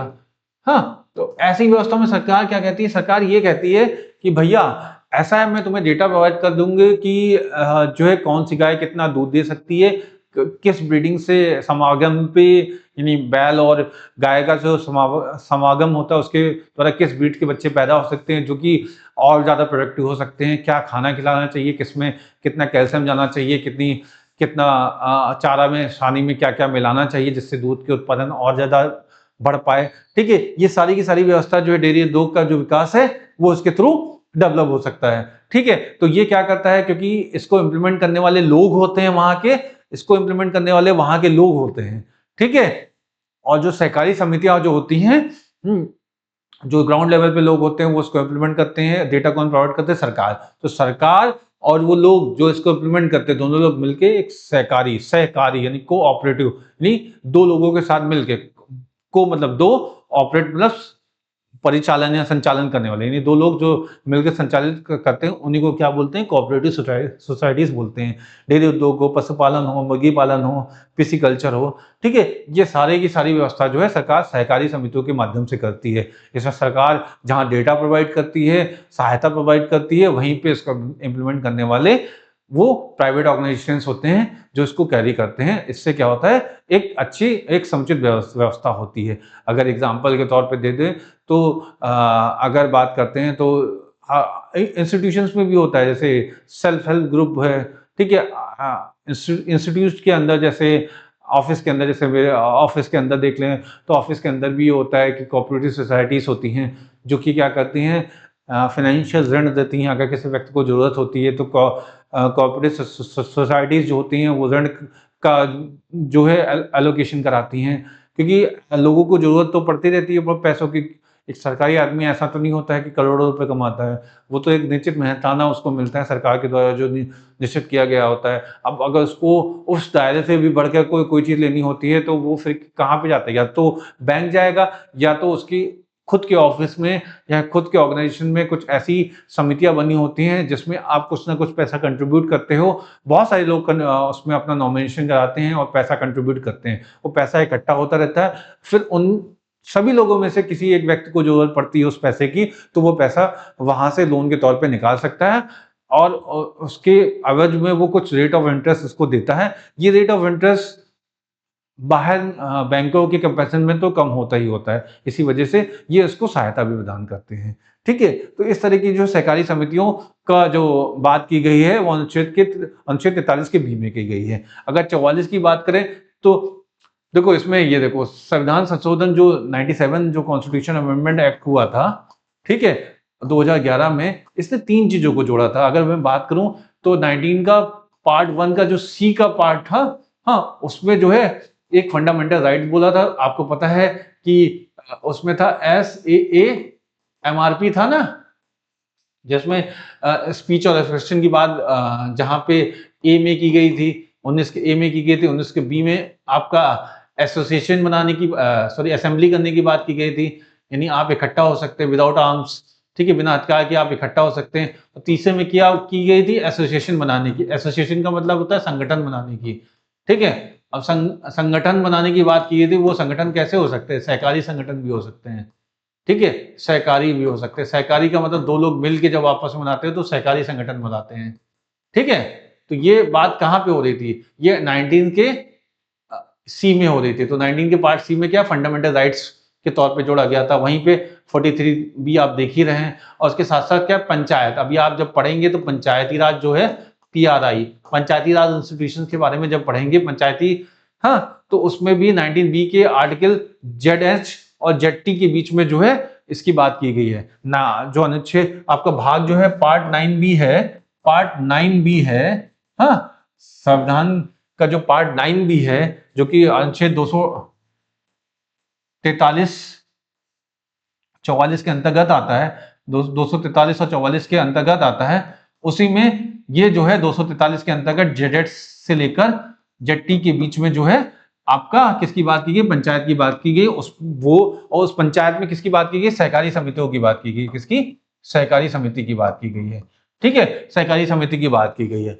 तो ये जो है संविधान जो 97 कॉन्स्टिट्यूशन अमेंडमेंट एक्ट आया था, ये फंडामेंटल राइट्स में भी जुड़ा था, ये DPSP में जुड़ा था, और साथ साथ ये पंचायत का जो अनुच्छेद है उसमें भी जुड़ा था, 243 अनुच्छेद में भी जुड़ा था। अगर मैं अनुच्छेद 44 की बात कर रहा हूं तो 44 क्या है, 4-4 मतलब क्या है कि यूनिफॉर्म सिविल कोड की बात कर रहा है। 4-4 मतलब बराबर बराबर, ऐसा नहीं होना चाहिए एक के लिए अलग कानून है दूसरे के लिए अलग कानून है। जो व्यवस्था होनी चाहिए वो बराबर होनी चाहिए। व्यवस्था इन द सेंस यहाँ कानून की व्यवस्था की बात करें, यहाँ पे जो संहिता है समान नागरिक संहिता की बात कर रहा है, यानी समान सिविल संहिता लागू करने का राज्य प्रयास करेगा। ठीक है, अगर आप बात करते हो तो एक एग्जांपल के तौर पे देख लो, संहिता होती है, संहिता का मतलब क्या होता है, संहिता का मतलब होता है कोड। ठीक है, अब अगर देखो दंड संहिता भी होती है हमारे पास, क्या है, दंड संहिता भी है। ठीक है, आचार संहिता भी हो, आचार संहिता चुनाव के समय में देखते हो ना, आचार संहिता भी है।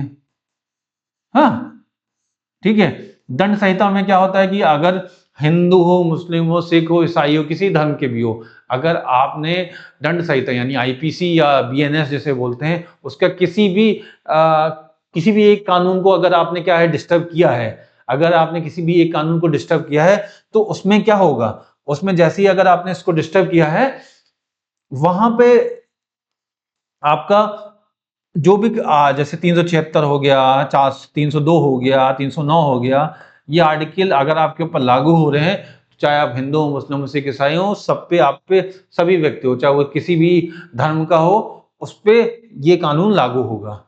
ठीक है, उसको सजा वही मिलेगी जो कानून के तहत नियमता है।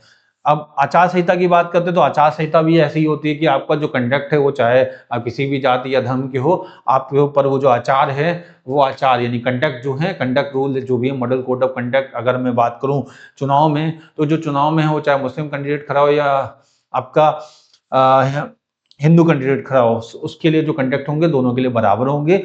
अब बात करें कि एक और संहिता होती है जिसे बोलते हैं सिविल संहिता। ठीक है, सिविल संहिता। ठीक है, सिविल संहिता की बात करते हैं तो सिविल संहिता एक ऐसी संहिता होती है जिसमें से क्या होता है, सिविल मैटर्स आते हैं, जैसे विवाह हो गया।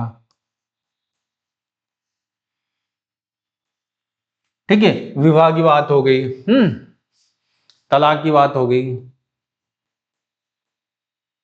ठीक है, इन सारी व्यवस्थाओं को जो है आपका विवाह हो गया, तलाक हो गया, और भी बहुत सारी व्यवस्था हो गई। तो ये सारी व्यवस्थाएं जो हैं, विवाह, तलाक और रीमैरिज है, ठीक है, विडो है, रीमैरिज है, इन सारी व्यवस्था की जो बात है वो किस में होती है, सिविल संहिता में होती है, जिसमें सिविल कोड्स होते हैं। अब क्या होता है ना कि जो हमारा कानून बना था उसमें क्या है कि ऐसा था, इनिशियली जो कानून बना था उसमें अंग्रेजों ने क्या किया था, मुस्लिम कानूनों को अलग रखा था और इसके कानूनों को अलग रखा था। लेकिन जब सिविल संहिता की बात आती है तो कोई भी राज्य ये चाहता है कि अलग अलग कानून अप्लाई ना हो, चाहे वो जब दंड संहिता और आचार संहिता में एक यूनिफॉर्म जो कानून कोड लगता है तो सिविल संहिता में क्यों नहीं, क्योंकि ऐसा नहीं होना चाहिए विवाह के अधिकार जो है अलग अलग हो सके। इसलिए सरकार ने 2 से अधिक विवाह के लिए एक प्रावधान रखा हुआ है, हाँ, कि 2 से अधिक विवाह पे क्या हो सकता है। ठीक है, तो अब ये नहीं होना चाहिए विवाह के लिए अलग हो, तलाक के लिए अलग कानून हो, हर एक व्यक्ति के लिए, जैसे हिंदू के लिए अलग हो, मुस्लिम के लिए अलग हो, एक से ज्यादा विवाह करने का जो प्रावधान है वो भी अलग अलग हो। तो ये सारी चीजें जो है अलग अलग हो, लेकिन एक्चुअली ये क्लेम किया जा सकता है अलग अलग ऑर्गेनाइजेशन के द्वारा, क्योंकि मुझे जो है आर्टिकल 25 दिया गया है तो उसके बेसिस पे मैं इस तरह के कानून को कैरी आउट करूंगा। तो ये राज्य के ऊपर निर्भर करता है कि वो किस तरह के कानून बना सकता है जिसमें किसी अन्य व्यक्ति एक एक कानून के तहत जो है किसी अन्य व्यक्ति का कानून जो है से वंचित ना हो। क्योंकि अगर आप देखो तो मुस्लिम समुदाय में जहां पर विवाह और तलाक की बात होती है, तो तलाक जो 3 तलाक का नियम था, जिसमें सायरा बानो केस आपने देखा 1987, तो सायरा बानो केस जो है 2017 का आपने देखा था। तो सायरा बानो केस में क्या हुआ था? सायरा बानो केस में यही तो हुआ था कि आपका जो सायरा बानो केस था ये, हाँ, सायरा बानो केस में आपका यही हुआ था कि 3 तलाक को जो है असंवैधानिक करार दे दिया गया था सुप्रीम कोर्ट के द्वारा, उसको तलाक बिद्दत। ठीक है, मेन कारण ये था कि एक ये वन गो में आप जो है 3 तलाक नहीं बोल सकते। किसी के माइंड में आया, ठीक है, आपका वो 3 तलाक बोल दिया गया। ठीक है, 3 तलाक बोल के निकल लिया और मैरिज जो है नड हो जाती है। ऐसा नहीं होना चाहिए यार। ऐसा है कि अगर विवाह तलाक, एक्चुअली क्या है, मुस्लिम समुदाय के द्वारा इसको क्लेम भी बहुत ज़्यादा किया जाता है कि ये चीज़ें जो है शरीयत कानून से होना चाहिए। बिल्कुल होनी चाहिए, क्योंकि जो उनका कानून है उसके तहत होनी चाहिए। लेकिन अगर ये चीज़ें होनी चाहिए तो ये चीज़ें भी होनी चाहिए। अगर आप देखिए ना, कानून देखिए, शरीयत के कानून में चोरी करने पे हाथ काट दिया जाएगा, किसी का मर्डर किया तो गला काट दिया जाएगा, रेप किया तो गला काट दिया जाएगा, उस तरह का प्रावधान है आपका। ठीक है, अगर शरीयत कानून को आप पूरी तरीके से पढ़ते हैं। लेकिन जब उस चीज़ की बात आती है तो उस चीज़ में जो है दंड संहिता के तहत ही वो अपनी सज़ा को मानने के लिए कहते हैं। अगर यही चीज़ शरीयत के कानून को अगर फर्म रूप से फॉलो करने वाली कंट्रीज़ है तो सऊदी अरेबिया है, और जो अरब नेशंस हैं वो शरीयत के कानून को पूरी तरह से इम्प्लीमेंट भी करती हैं, लागू भी करती हैं, और लोग वहाँ के लोग उसी तरह से डिसिप्लिन में रहते हैं।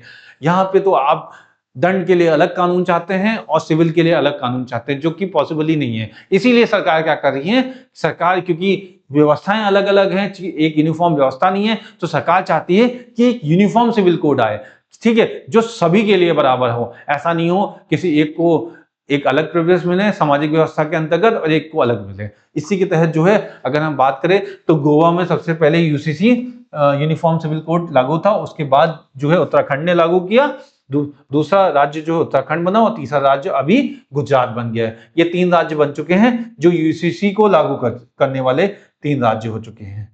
ठीक है, आगे बात करते हैं तो आर्टिकल 45 जो 4-5 है, ठीक है, 4-5 साल तक के जो बच्चे हैं, जो 6 साल तक होने वाले होते हैं, तो उसमें क्या है कि उनके लिए कुछ ऐसी अर्ली चाइल्डहुड केयर के लिए ऐसी व्यवस्था सरकार के द्वारा बनाई जानी चाहिए, जो है जो बच्चों की अर्ली चाइल्डहुड केयर करे। तो इसके लिए आपने सुना होगा ICDS, integrated child development scheme, integrated child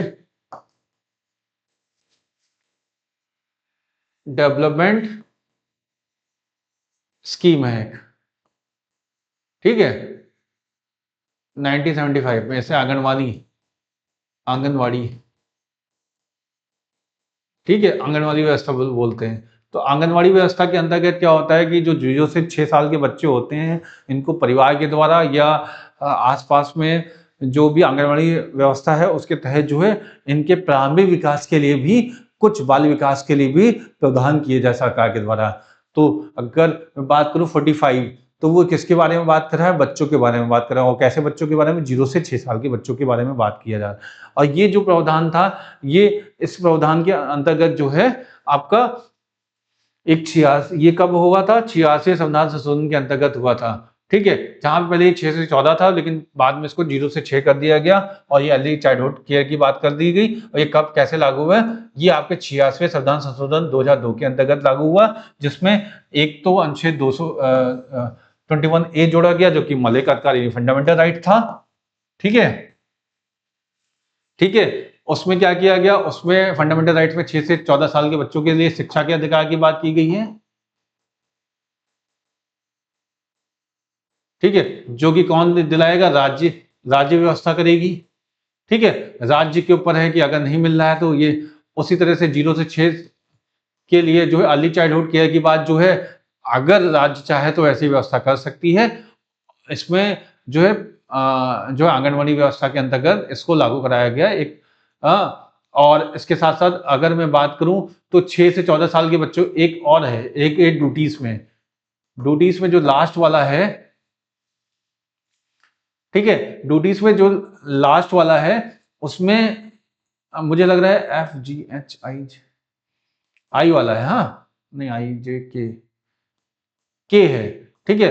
के में क्या है, 11वें नंबर का जो भी ड्यूटी है, 11वें नंबर की ड्यूटी है, उसको 46वें संविधान संशोधन के द्वारा जो है, हाँ, कॉन्स्टिट्यूशन अमेंडमेंट एक्ट के द्वारा लागू कराया गया, जिसमें क्या कहा गया है कि पेरेंट्स की रिस्पॉन्सिबिलिटी, यानी उनका जो दायित्व होगा, रिस्पॉन्सिबिलिटी होगी या ड्यूटी होगी, कि वो 6 साल से 14 साल के बच्चों के शिक्षण की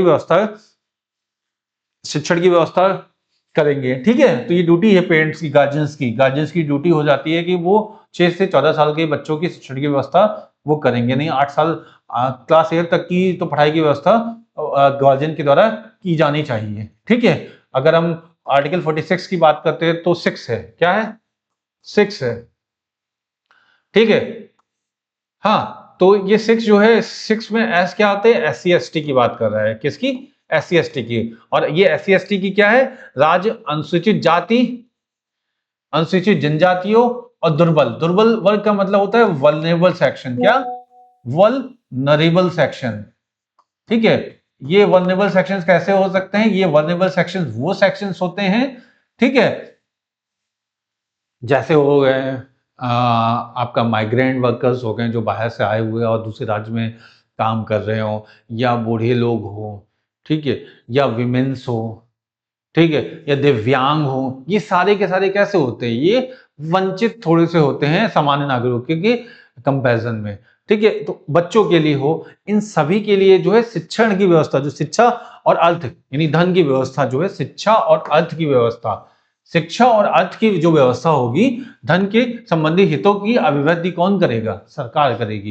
यानी एससी एसटी कम्युनिटी हो या फिर दुर्बल वर्ग हो, इन तीन, एससी एसटी और दुर्बल वर्ग के लिए जो शिक्षा और धन की जो व्यवस्था होगी, उसकी अभिवृद्धि के लिए जो व्यवस्था होगी, वो किसके द्वारा की जाएगी, आपका वो राज्य सरकार के द्वारा की जा सकती है। अगर इसी को देखें तो ईडब्ल्यूएस एक्ट जिसे बोलते हैं, वो इसीलिए लाया गया। ठीक है, 103वें, हाँ, 103वें संविधान संशोधन में आरक्षण इसी के तहत प्रावधान किया है। ईडब्ल्यूएस जो आरक्षण है वो इसी के तहत प्रावधान किया गया है, जिसमें आपका दुर्बल वर्ग इकोनॉमिकल वीकर सेक्शन के लिए भी है, जो वीक सेक्शन है उनको दिया गया है इकोनॉमिकल वीकर सेक्शन को, जो ये नहीं कि अनरिजर्व कैटेगरी के अंतर्गत आने वाले वो जो भी जाति हैं वो रिच हों, ठीक है, उनके पास भी रिसोर्सेज की कमी हो सकती है, और अगर उनके पास रिसोर्सेज की कमी है तो इसी के थ्रू जो है, इन प्रोविजंस के थ्रू ही हम आर्टिकल 46 के तहत उनको ये प्रोविजन प्रोवाइड करा सकते हैं। ये आपका अनुच्छेद 46 के अंतर्गत उनको मिल सकते हैं। यानी 6 मतलब 6 में मतलब एस मतलब एस सी एस टी के साथ क्या वीकर सेक्शन भी हो सकते हैं, वर्नेबल सेक्शन भी हो सकते हैं, वो वर्नेबल इकोनॉमिक तौर पे हो सकते हैं, अपॉर्चुनिटी के तौर पे भी हो सकते हैं, स्टेटस के तौर पे भी हो सकते हैं, और जब ऐसी व्यवस्था हो तो उनके जो शिक्षण और धन की जो भी शिक्षण यानी शिक्षा प्राप्त करने के लिए और या धन की अभिव्यक्ति के लिए जो भी अभिवृद्धि के लिए जो भी जरूरत की चीजें होंगी, वो सारी की सारी उनको प्रोवाइड कराई जाएंगी। अगर 46 बोले तो 46 में ये गांधीयन प्रिंसिपल है, गांधीयन प्रिंसिपल है 46, मतलब देश आजाद हुआ, आप जब देश आजाद हुआ तो आप क्या कर रहे थे, पार्टी कर रहे थे। पार्टी में क्या करते हैं, पार्टी में दारू वारू भी चलती है, ठीक है, धूमपान और दारू वारू भी चलता है। लेकिन यहाँ 46 में देश आजाद हुआ और देश आजाद होने के बाद पार्टी हो रही है, पार्टी में दारू भी चल रही है, तो गांधी जी ने कहा कि ये सब चीजें नहीं होनी चाहिए, मादक पेय और ये सब चीजें नहीं होनी चाहिए। तो इसी चीज को 46 में क्या है कि आप मादक पेय ना करिए, आप ऐसा खाना खाइए जिससे आपके शरीर में वृद्धि हो सके, आपके मस्तिष्क का विकास हो, शरीर का विकास हो और आहार का विकास हो। तो इसीलिए क्या है कि राज्य लोगों को योगाहार जीवन स्तर और लोक स्वास्थ्य सुविधा सुधारने की कर्तव्य करेगा, और साथ साथ क्या करेगा, मादक पदार्थों, नशीले पदार्थों के सेवन पर प्रतिबंध प्रेषित करेगा। औषधियों में मादक पदार्थों के प्रयोग पर रोक नहीं है। ठीक है, ठीक है, इस चीज में जो रोक नहीं है, आपको औषधियों में जो है मादक पेय के ऊपर रोक नहीं है, लेकिन अन्य चीजों पे जैसे आपका ड्रग्स है, ड्रग्स को एनडीपीएस एक्ट के थ्रू जो है रिस्ट्रिक्ट किया गया है, नशीले पदार्थों को रिस्ट्रिक्ट किया गया है। सरकार ऐसी व्यवस्था करेगा कि ड्रग्स हो या फिर लिकर हो, इन सब को जो समाज को नुकसान पहुंचाती हो, उन सारी चीजों को वो रोकेगा। ठीक है, साथ साथ वो योग, जैसे अगर योग है तो योग दिवस भारत के द्वारा ही कंसेप्ट दिया गया था। ठीक है, तो योग को बढ़ाया, या आहार के भोजन की व्यवस्था की बात करें तो इन बातों को जो है वो राज्य जो है इम्प्लीमेंट कराएगा अपनी अलग अलग प्रोविजंस योजनाओं के तहत। ठीक है, तो ये आर्टिकल किस में दिया हुआ, 47 में दिया हुआ है। 47 में क्योंकि पार्टी होगी, पार्टी में दारू पी जाएगी, और दारू पीने को किसने मना किया, गांधी जी ने मना किया। तो जो मादक पदार्थों के सेवन है उस पर प्रतिबंध लगाना, नशीले पदार्थों के सेवन पर प्रतिबंध लगाना, और साथ साथ आपका लोगों को योगाहार जीवन स्तर बनाने, हाँ, और लोक स्वास्थ्य को और ज्यादा इम्प्रूव करने के लिए जो भी जरूरत की चीजें होंगी वो विभिन्न योजनाओं के तहत जो है राज्य लोगों के लिए लागू करवाएगी। और इन्हीं में नशीले पदार्थों का प्रयोग कभी कभी कुछ दवाइयों के रूप में किया जाना होता है, तो उसमें वो की जा सकती है। अगर हम एग्जाम्पल के तौर पे देखें तो गुजरात है, ठीक है, गुजरात है, या बिहार है, यहाँ क्या है, आपका शराबबंदी है, ड्राई स्टेट्स हैं ये, किसके थ्रू है, अनुच्छेद 47 के तहत ही जो है बिहार और गुजरात में शराबबंदी है। ठीक है, अनुच्छेद 29 अगर आपका 48 देखते हैं तो ये क्या है, किसके लिए है, एग्रीकल्चर के लिए है, एग्रीकल्चर के लिए है, कल्चर के लिए भी है, एवं पशुपालन के लिए भी है। ठीक है, एनिमल हस्बेंड्री, एनिमल हस्बेंड्री के लिए भी है। ठीक है, अब इसमें क्या है कि राज्य जो है पशुपालन को बढ़ावा देगी, और वो भी कैसा पशुपालन होगा, आधुनिक और वैज्ञानिक प्रणाली से प्रयोग करता हुआ। और जो है मल्चिंग एनिमल्स, जितने भी मल्चिंग एनिमल्स हो गए, मल्चिंग एनिमल्स, एनिमल जितने भी होंगे, एनिमल्स होंगे,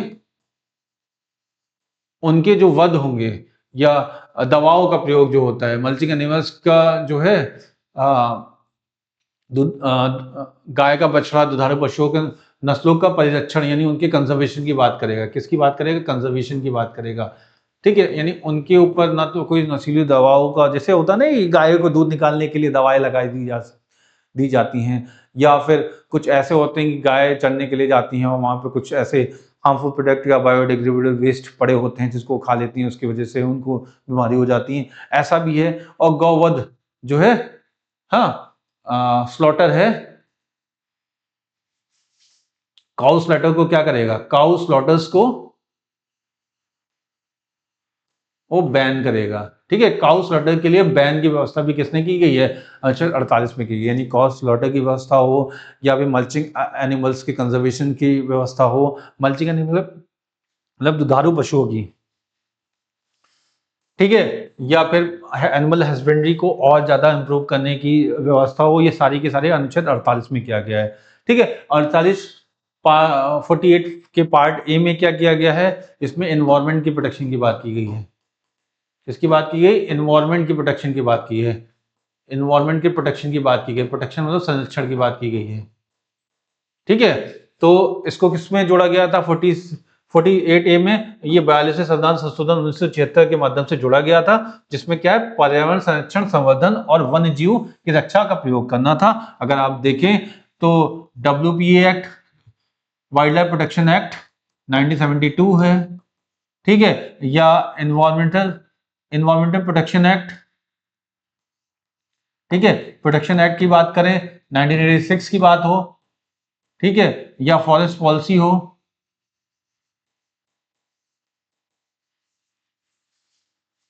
ठीक है, फॉरेस्ट पॉलिसी 1988 की बात हो, ये सारे के सारे किसके थ्रू लाए गए, 48 के तहत ही लाए गए हैं। ये बाद में इवेंट हुआ था, WPA एक्ट 1972, इसको और ज्यादा स्ट्रेंथन किया गया था। ठीक है, अगर 49 की बात करें तो आपको पता है 7 अजूबे हैं, 7 तरीके के 7 अजूबे हैं। तो 7 तरीके 7 अजूबा है, जैसे अगर आप ताजमहल का है भारत में एक अजूबा है ना, तो 7 अजूबे बोले गए थे 7 तरीके के, तो 7 7 49, यानी 7 तरीके के 7 अजूबे जो हैं 49, यानी अजूबा, अजूबा मतलब मॉन्यूमेंट्स, क्योंकि ताजमहल एक क्या है, मॉन्यूमेंट्स है। मैंने याद करने का तरीका ही बता रहा हूँ कि 7 तरीके के 7 अजूबे हैं, और वो अजूबों में क्या आता है, हमारा एक मॉन्यूमेंट्स आता है। तो जो मॉन्यूमेंट्स का संरक्षण है, मॉन्यूमेंट्स, मॉन्यूमेंट्स, मॉन्यूमेंट्स मतलब स्मारक, और स्मारक कैसी, राष्ट्रीय स्मारक, कैसी स्मारक, राष्ट्रीय स्मारक। ठीक है, राष्ट्रीय स्मारक का क्या होगा, संरक्षण करने की बात कर रहा है, किसमें बोल रहा है, अनुच्छेद 49 में, ठीक है। तो राष्ट्रीय स्मारक का संरक्षण क्या होगा, अनुच्छेद 49 में होगा, ठीक है। इसमें क्या होगा, राष्ट्रीय स्मारक राष्ट्रीय महत्व के स्मारकों, स्थानों, वस्तुएं का संरक्षण करेगा। इन वस्तुओं की अवैध खरीदारी, निर्यात इत्यादि पे रोक लगाएगा। अगर कोई भी चीजें जो नेशनल इंपॉर्टेंस की होंगी, नेशनल कंजर्वेशन की होंगी, उन सारी चीजों का जो है ट्रेड यानी लेना बेचना और खरीदना जो है उस पर बैन करेगा, और साथ साथ जो है इनके कंजर्वेशन के लिए व्यवस्था भी करेगा, ठीक है। इसके बाद आता है आपका अनुच्छेद 50। अनुच्छेद 50 जो बात करता है, उसमें बात करता है 50-50 ना, 50 क्या होता है, 50 होता है 50-50। तो 50-50 में क्या होता है, 50-50 मतलब अलग अलग कर देना, आधा आधा कर देना, कि देखो तुम इधर हो हम इधर हैं। तो जो कार्यकारी हैं, ठीक है, कार्यकारी और जुडिशियरी यानी न्याय, ठीक है, यानी यहाँ एग्जीक्यूटिव और यहाँ जुडिशियल, ठीक है। इन एग्जीक्यूटिव और जुडिशियल पावर को जो है सेपरेशन कर दिया गया, यानी आपका separation of executive and judicial power को अलग अलग कर दिया गया। राज्य की जो लोक सेवाओं जो पब्लिक सर्विस में जो कार्यपालिका और न्यायपालिका की शक्ति पहले दोनों साथ साथ होती थी, इनको क्या कर दिया गया, अब जो है एग्जीक्यूटिव्स की, जो लोक सेवकों की जो शक्तियां होती थी, जिसमें उनकी जुडिशियल पावर भी होती थी, एग्जीक्यूटिव पावर भी होती थी, अब सिर्फ उन्हें एग्जीक्यूटिव पावर दी गई है, और जो जुडिशियल पावर है वो अन्य व्यक्तियों को दे दी गई है। तो इसमें क्या हो गया, पृथक्करण करने के लिए एक कदम उठाया गया। वर्तमान में डिस्ट्रिक्ट मजिस्ट्रेट सिर्फ एक क्या होता है, रेवेन्यू कलेक्टर होता है। कैसा कलेक्टर होता है, रेवेन्यू राजस्व का जो है कलेक्टर होता है, ना कि अब उसके पास कोई जुडिशियल पावर होती है, ठीक है। अनुच्छेद 51 अगर बात करें तो 51 क्या करते हैं, 51 ₹51 तुम क्या देते हो, ₹51 तुम संबंध अच्छे करने के लिए एक व्यक्ति से दूसरे व्यक्ति को व्यवहार के रूप में देते हो। 1 से 51 हो गया, लेकिन यहाँ 51 की बात ये आ गया कि व्यवहार के रूप में दी गई एक राशि, हाँ, जो संबंध अच्छे करने के लिए होगा, हाँ। या फिर ऐसे याद कर सकते हो 51 में ये 1 जो है आई मान लो, तो आई मतलब इंटरनेशनल की बात हो रही है यहाँ पे। इंटरनेशनल मतलब आपका विदेश नीति, तो हमारी विदेश नीति अच्छी होनी चाहिए। इसके बारे में, विदेश नीति के बारे में बात किसमें हो रही है, अनुच्छेद 51 में हो रही है। या संबंध अच्छे करने की बात, किससे संबंध अच्छे करोगे, हमारे अन्य राष्ट्रों के साथ संबंध अच्छे करने की बात, तो वो 51 में हो गए। यानी भारतीय की विदेश नीति का आधार है, राज्य कोई ऐसे काम नहीं करेगा जिसमें विदेश नीति खराब हो।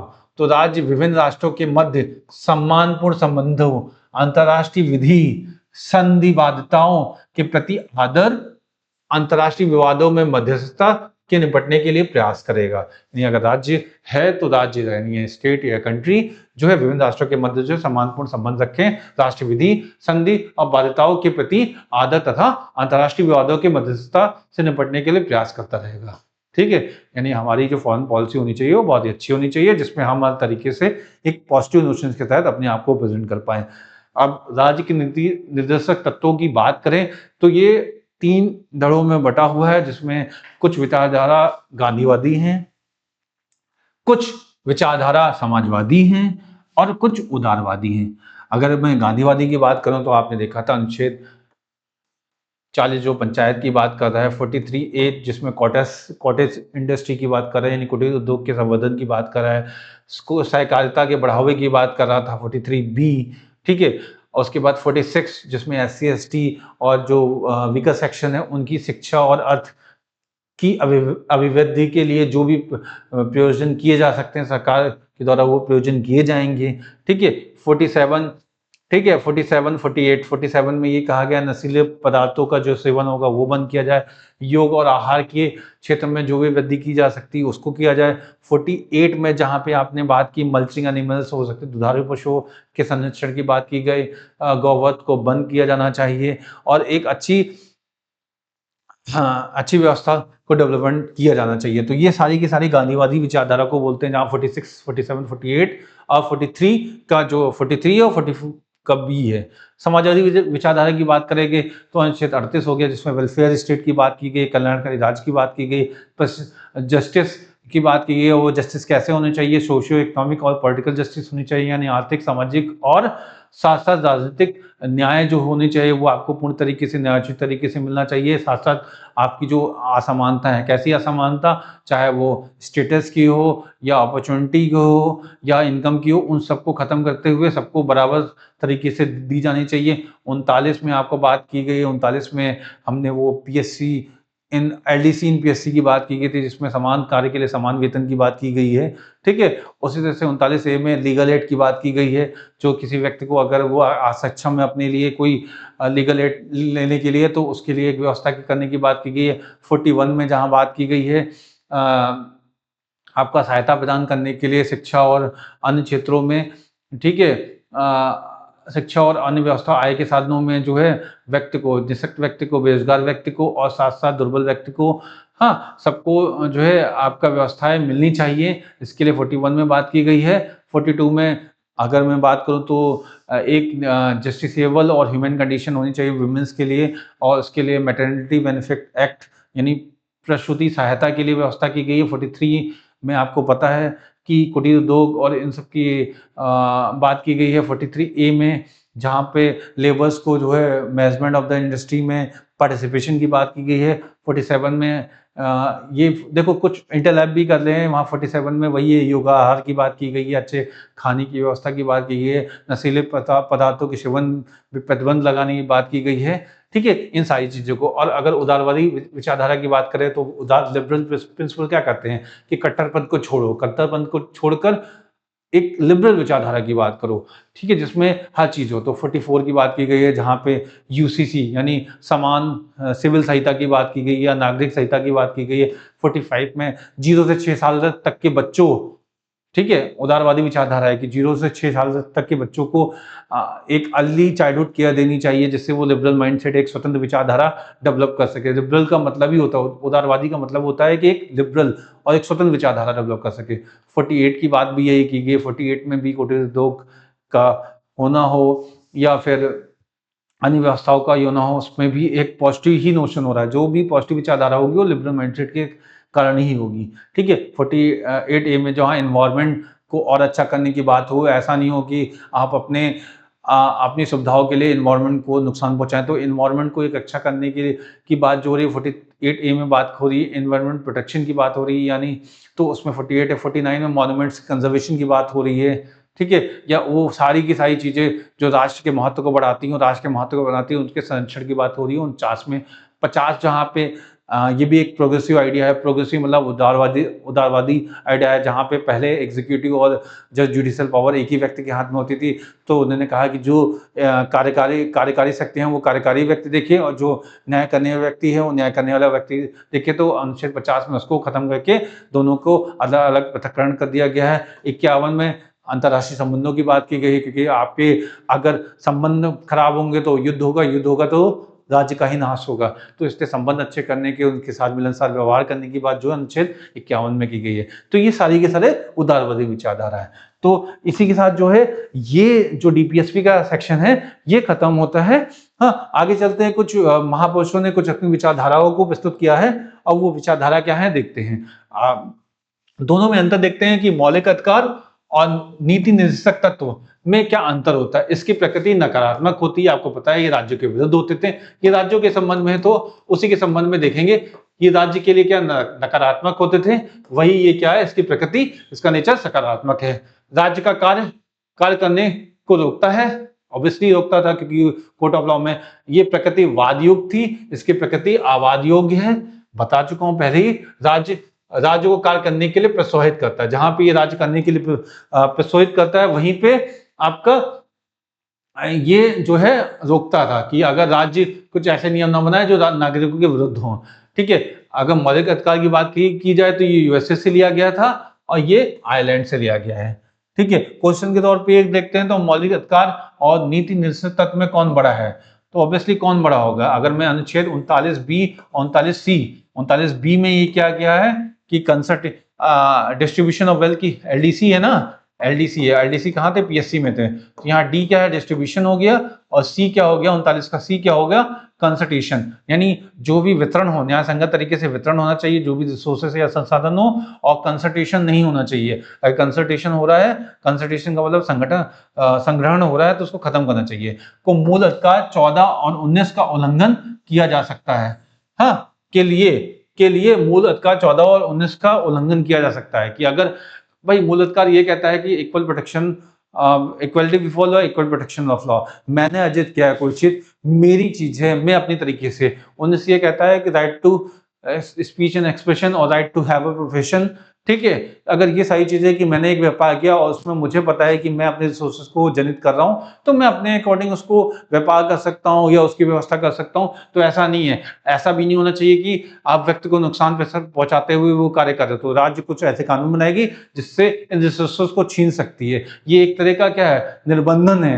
अनुच्छेद 14-19 का निर्बंधन क्या है, 39 बी और 39 सी, तो उसके तहत जो है ये लागू करा सकते हैं। उदाहरण के तौर पे देखते हैं तो 1980 का मिनर्वा बिल के मामले में क्या था, सुप्रीम कोर्ट ने मौलिक अधिकार और नीति निर्देशक तत्व को एक दूसरे का पूरक माना है। क्या है, एक दूसरे का कॉम्प्लीमेंट्री है, एक दूसरे के एक ही सिक्के के दो पहलू माना गया है। किसमें माना गया, मिनर्वा बिल केस 1980 का। तो मिनर्वा बिल केस में क्या है, एक ही सिक्के के दो पहलू किससे माना गया, मौलिक अधिकार और डीपीएसपी को। दोनों ही जो है एक दूसरे के पहलू है, ऐसा नहीं कि कोई बड़ा है कोई छोटा है, दोनों ही बराबर हैं। अगर मैं इसके बारे में महापुरुषों के वचन देखूं तो ग्रेनविल आइंस्टीन एक बहुत बड़े लॉ मेकर थे। हाँ, उन्होंने डीपीएसपी को क्या बोला है कि ये संविधान की आत्मा है। ठीक है, डीपीएसपी क्या है, संविधान की आत्मा। जहां पर आर्टिकल 32 को भीमराव अम्बेडकर ने संविधान की आत्मा और हृदय बोला है, वहीं पे ग्रेनविल आइंस्टीन ने जो है, हाँ, आपको डीपीएसपी को क्या बोला है, संविधान की आत्मा बोला है। ग्रेनविल आइंस्टीन ने संविधान की आत्मा किसे बोला है, डीपीएसपी को बोला है। और अम्बेडकर ने किसे बोला है, अनुच्छेद 32 को बोला है। ठीक है, एक केपी शाह है, ठीक है, प्रोफेसर केपी शाह है, उन्होंने डीपीएसपी को क्या बोला है, एक ऐसा चेक बोला है जिसका भुगतान बैंक इच्छा की उपन एक ऐसा चेक जिसका भुगतान बैंक की इच्छा पर निर्भर करता है। कहने का मतलब राज्य जो है, राज्य के पास ये एक तरह से इंस्ट्रूमेंट ऑफ इंस्ट्रक्शंस जो है, जो अभिकरण हैं, निर्देशों के अभिकरण हैं, ये राज्य के पास पड़े हुए हैं। जब चाहे राज्य इनमें से कुछ भी निकाल के कानून बना सकता है। ठीक है, कि मतलब एग्जांपल के तौर पे ले लो कि किसी बैंक के पास 1 करोड़ रुपए दे दिए गए कि आप 1 करोड़ रुपए को जो है लोगों के बीच में बांटना है, तो ये एक ऐसा चेक है जो 1 करोड़ रुपए का दिया गया है और उन लोगों के लिए दे दिया गया है जिन जिन जिन पे वो शासित कर रही है। तो अब ये बैंक के ऊपर निर्भर करता है कि वो कितना रुपए किसको दे और कब दे, ये बैंक की इच्छा पर निर्भर करता है। तो वही केपी शाह ने कहा है कि जो नीति निर्देशक तत्व है वो एक ऐसा चेक है जो जिसका भुगतान जो है बैंक की इच्छा पर निर्भर करता हो। जहां पर भुगतान करना बैंक के ऊपर निर्भर होता है, वहीं पे जो कानून देना, अलग अलग कानून एक वेलफेयर स्टेट बनाने के लिए, कल्याणकारी राज्य बनाने के लिए जो कानून देना की बात हो, वो किसके हाथ में होगा, राज्यों के हाथ में होगा, ना कि उस पर जबरदस्ती इंप्लीमेंट कराया जा सकता है, क्योंकि वो वाद्योग्य नहीं है। और उसके साथ साथ क्या है, टीटी कृष्णचारी ने क्या बोला है कि संविधान निर्माताओं की इच्छाओं का कूड़ादान कहा गया है। ठीक है, कि आपका जो भी चीजें अननेसेसरी थी उसको जो है किस में डाल दिया गया, जबकि इनका विचार ये था कि इसको भी क्या बनाया जाए, फंडामेंटल राइट्स बनाया जाए, लेकिन इसको ना बना के इसको डीपीएसपी बना दिया गया क्योंकि ये राज्य की इच्छाओं पर निर्भर करेगा। इसलिए इन्होंने बोला कि ये संविधान निर्माताओं की इच्छाओं का कूड़ादान कहा है। किसने कहा है, टीटी कृष्णचारी ने कहा है। ठीक है, ओके, आगे बढ़ते हैं और अब बात करते हैं मूल कर्तव्य की, जहां पर हमने अभी डीपीएसपी को देखा।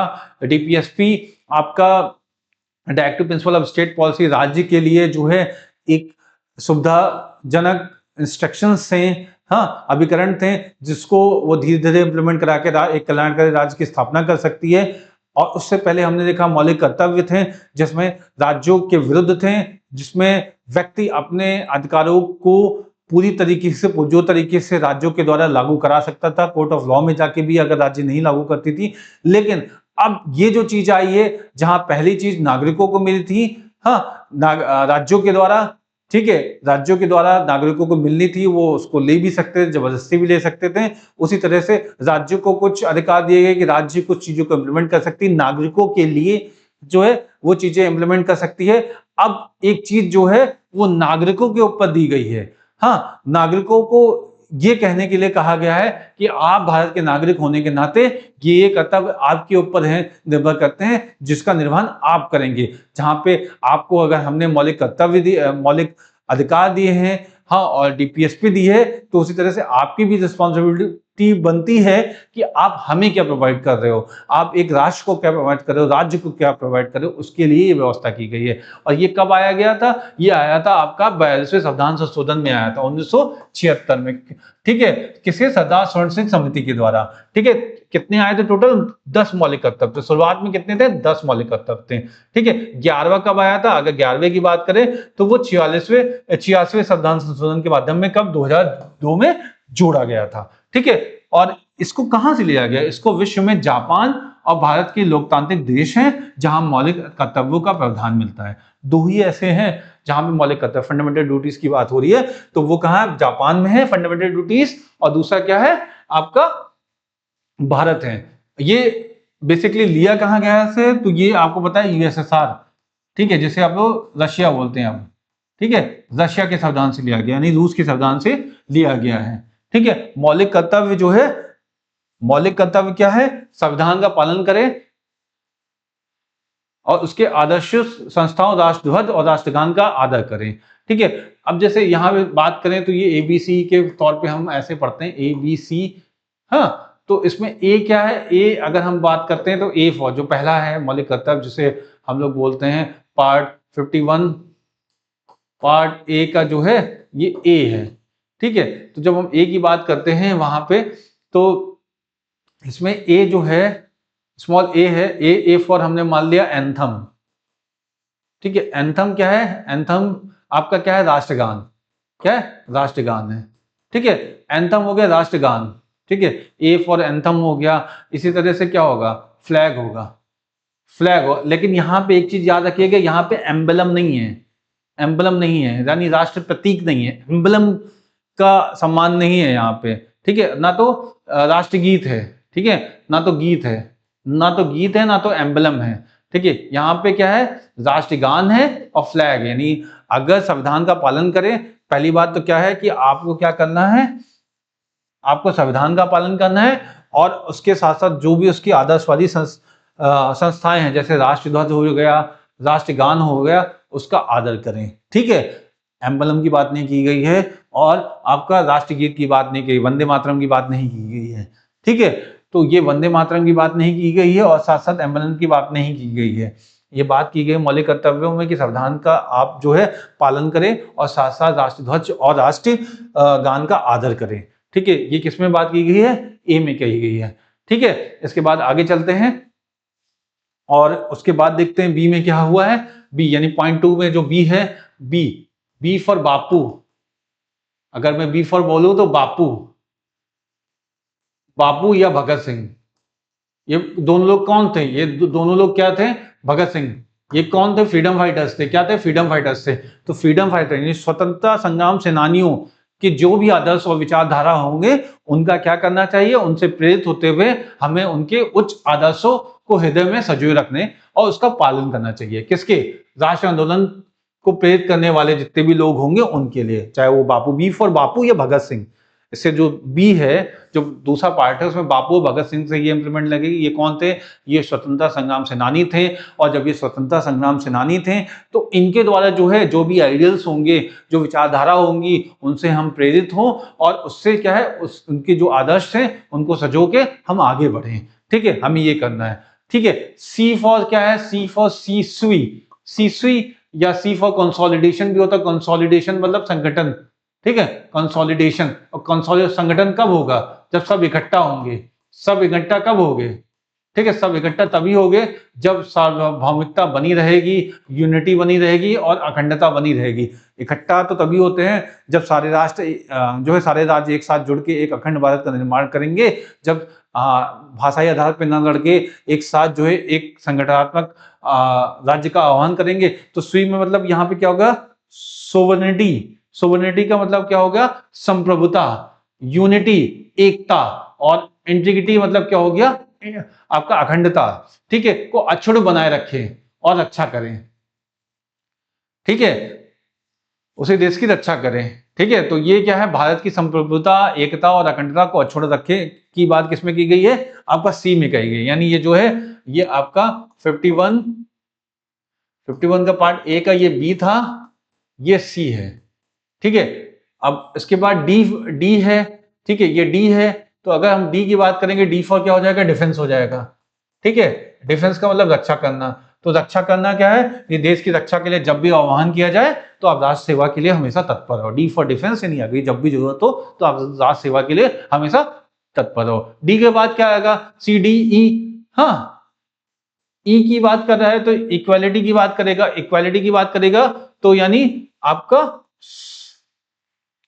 समरसता और समान भातृत्व, यानी फ्रेटर्निटी की बात यहां पे क्या है, फ्रेटर्निटी की बात हो रही है, भाईचारा की भावना का निर्माण करें। जो भाईचारा कब आएगा, जब सारे धर्मों को मानोगे। जो धर्म, भाषा, ऐसा नहीं कि तुम बंगाली बोलो तो बंगला में रहने देंगे, तुम मराठी बोलो तो मराठा में रहने देंगे, मतलब महाराष्ट्र में रहने देंगे। हाँ, आप तमिल बोलो, तेलुगु बोलो, तब हम उस राज्य में रहने देंगे। ऐसी व्यवस्था नहीं होनी चाहिए किसी भी राज्य में। लेकिन ऐसी व्यवस्था होती है तो आप क्या कर रहे हो, आप मौलिक कर्तव्यों का पालन कर ही नहीं रहे हो। इसलिए भारत के सभी लोगों को समरसता, समान भातृत्व की भावना, यानी फ्रेटर्निटी के साथ साथ जो है भावना का निर्माण करें, यानी ऐसे इमोशंस को आप डेवलप करें। साथ साथ जो है धर्म, भाषा, प्रदेश और वर्ग, ठीक है, क्लास में भेदभाव जो है से परे हो, ऐसी प्रथाओं का त्याग करें जो स्त्रियों का सम्मान के विरुद्ध हो। और ऐसी प्रस्ताव कोई भी हो, चाहे विमेंस को जो है टेम्पल में एंट्री करने को रोकना हो, या विमेंस को जो है, क्योंकि एक्चुअली क्या होता है कि वर्जिनिटी टेस्ट होता है विमेंस का, कि कुछ महाराष्ट्र में कुछ ऐसे इलाके हैं जहाँ पे ये चीज़ें बहुत ज़्यादा मैटर करती है कि वर्जिन वुमेन्स ही शादी की योग होती हैं। मतलब बहुत सारे ऐसे कुप्रथाएं चलती आ रही वुमेन्स के लिए। आज भी देश इतनी प्रगति कर रहा है और सरकारें बहुत सारे प्रयास कर रही हैं, लेकिन तब भी ऐसी कुप्रथाएं कहीं ना कहीं चलती आ रही हैं। तो एक भारत के नागरिक होने के नाते ये हमारा कर्तव्य बनता है कि हम इन भावनाओं को परित्याग करें। ठीक है, और एक अच्छे नागरिक के तौर पे उभर के सामने आए, क्योंकि ये हमारा, ये सिविक सेंस की बात कर रहा है। ठीक है, बात कर रहा है इसके E C D E F F. ठीक है, अब यहाँ पे भाईचारा के लिए क्या होगा, अच्छा कल्चर होना चाहिए। फ्रेटर्निटी की बात कर रहा है, फ्रेंडलीनेस की बात कर रहा है, तो उसके लिए क्या होगा, फ्रेंडलीनेस तभी होगा जब आपका फ्रेंडलीनेस की बात कब होगा, फ्रेंडलीनेस की बात कब होगी, जब आपका कल्चर अच्छा होगा। जब आपका कल्चर अच्छा होगा तभी तो मिलनसार और वो होगा। तो सामरिक संस्कृति की गौरवशाली परंपरा का महत्व समझे और उसका परिरक्षण करें, यानी उसको कंजर्वेशन करें। जो भी आपका, देखो एफ फॉर क्या हो जाएगा, फोर्ट भी हो जाएगा, एफ फॉर फोर्ट भी हो जाएगा। और फोर्ट्स क्या होता है, फोर्ट्स में क्या होता है, फोर्ट्स क्या होते हैं, मॉन्यूमेंट्स होते हैं, और मॉन्यूमेंट्स क्या होते हैं, हमारा कल्चर होता है। ठीक है, ये हमारे क्या होते हैं, कल्चर के ही पार्ट होते हैं। तो जो कल्चर का पार्ट होते हैं तो ये हमारे क्या होंगे, कंपोजिट कल्चर्स होंगे।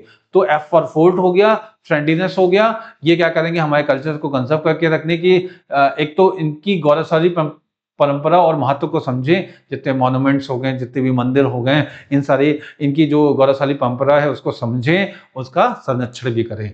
ठीक है, ई एफ जी, जी है तो जी का मतलब क्या हो गया, जी से ग्रीन हो गया, ग्रीन मतलब क्या, इन्वायरमेंट हो गया। हाँ, तो यहाँ पे क्या है, जी में जी फॉर ग्रीन, ग्रीन मतलब इन्वायरमेंट, इन्वायरमेंट का क्या करें, संरक्षण करें। क्या करें, संरक्षण करना, इन्वायरमेंट का संरक्षण करें। ठीक है, तो प्राकृतिक पर्यावरण जिसके अंतर्गत वन, झील, नदी और वन्य जीव है, उसकी क्या करें, रक्षा करें और उसका संवर्धन करें और प्राणिमात्र के प्रति दया भाव रखते हैं। यानी आपका इन्वायरमेंट हो गया, या जितने भी झील है, इन्वायरमेंट में सब कुछ आता है, वन भी आता है, फॉरेस्ट भी आता है, झील भी आते हैं, रिवर भी आते हैं, और जो वाइल्ड लाइफ होते हैं, इन सब आते हैं, इनकी रक्षा करें, इनके प्रति दया भाव रखें और अच्छी करें। जी, जी के बाद आपका आता है जी एच। ठीक है, और जी एच जो है, एच क्या करते हैं, आपका ज्ञानार्जन की बात करता है, सुधार करता है, भावना को विकसित करने की बात करता है, और वैज्ञानिक दृष्टिकोण की बात करता है। ठीक है, आपका ऐसे दृष्टिकोण की बात होते हैं यहाँ पे जी फॉर जी। हाँ, ठीक है, वैज्ञानिक दृष्टिकोण आपका हिस्ट्री हो, हाँ, हिस्ट्री हो, ठीक है, ई फॉर हिस्ट्री हो, हिस्ट्री मतलब साइंटिफिक टेम्पर हो, जो भावनाएं हो उस इतिहास से समझें और उससे एक अच्छा दृष्टिकोण आप डेवलप करें, इसकी बात करता है। आगे चलते हैं, GHI। हाँ,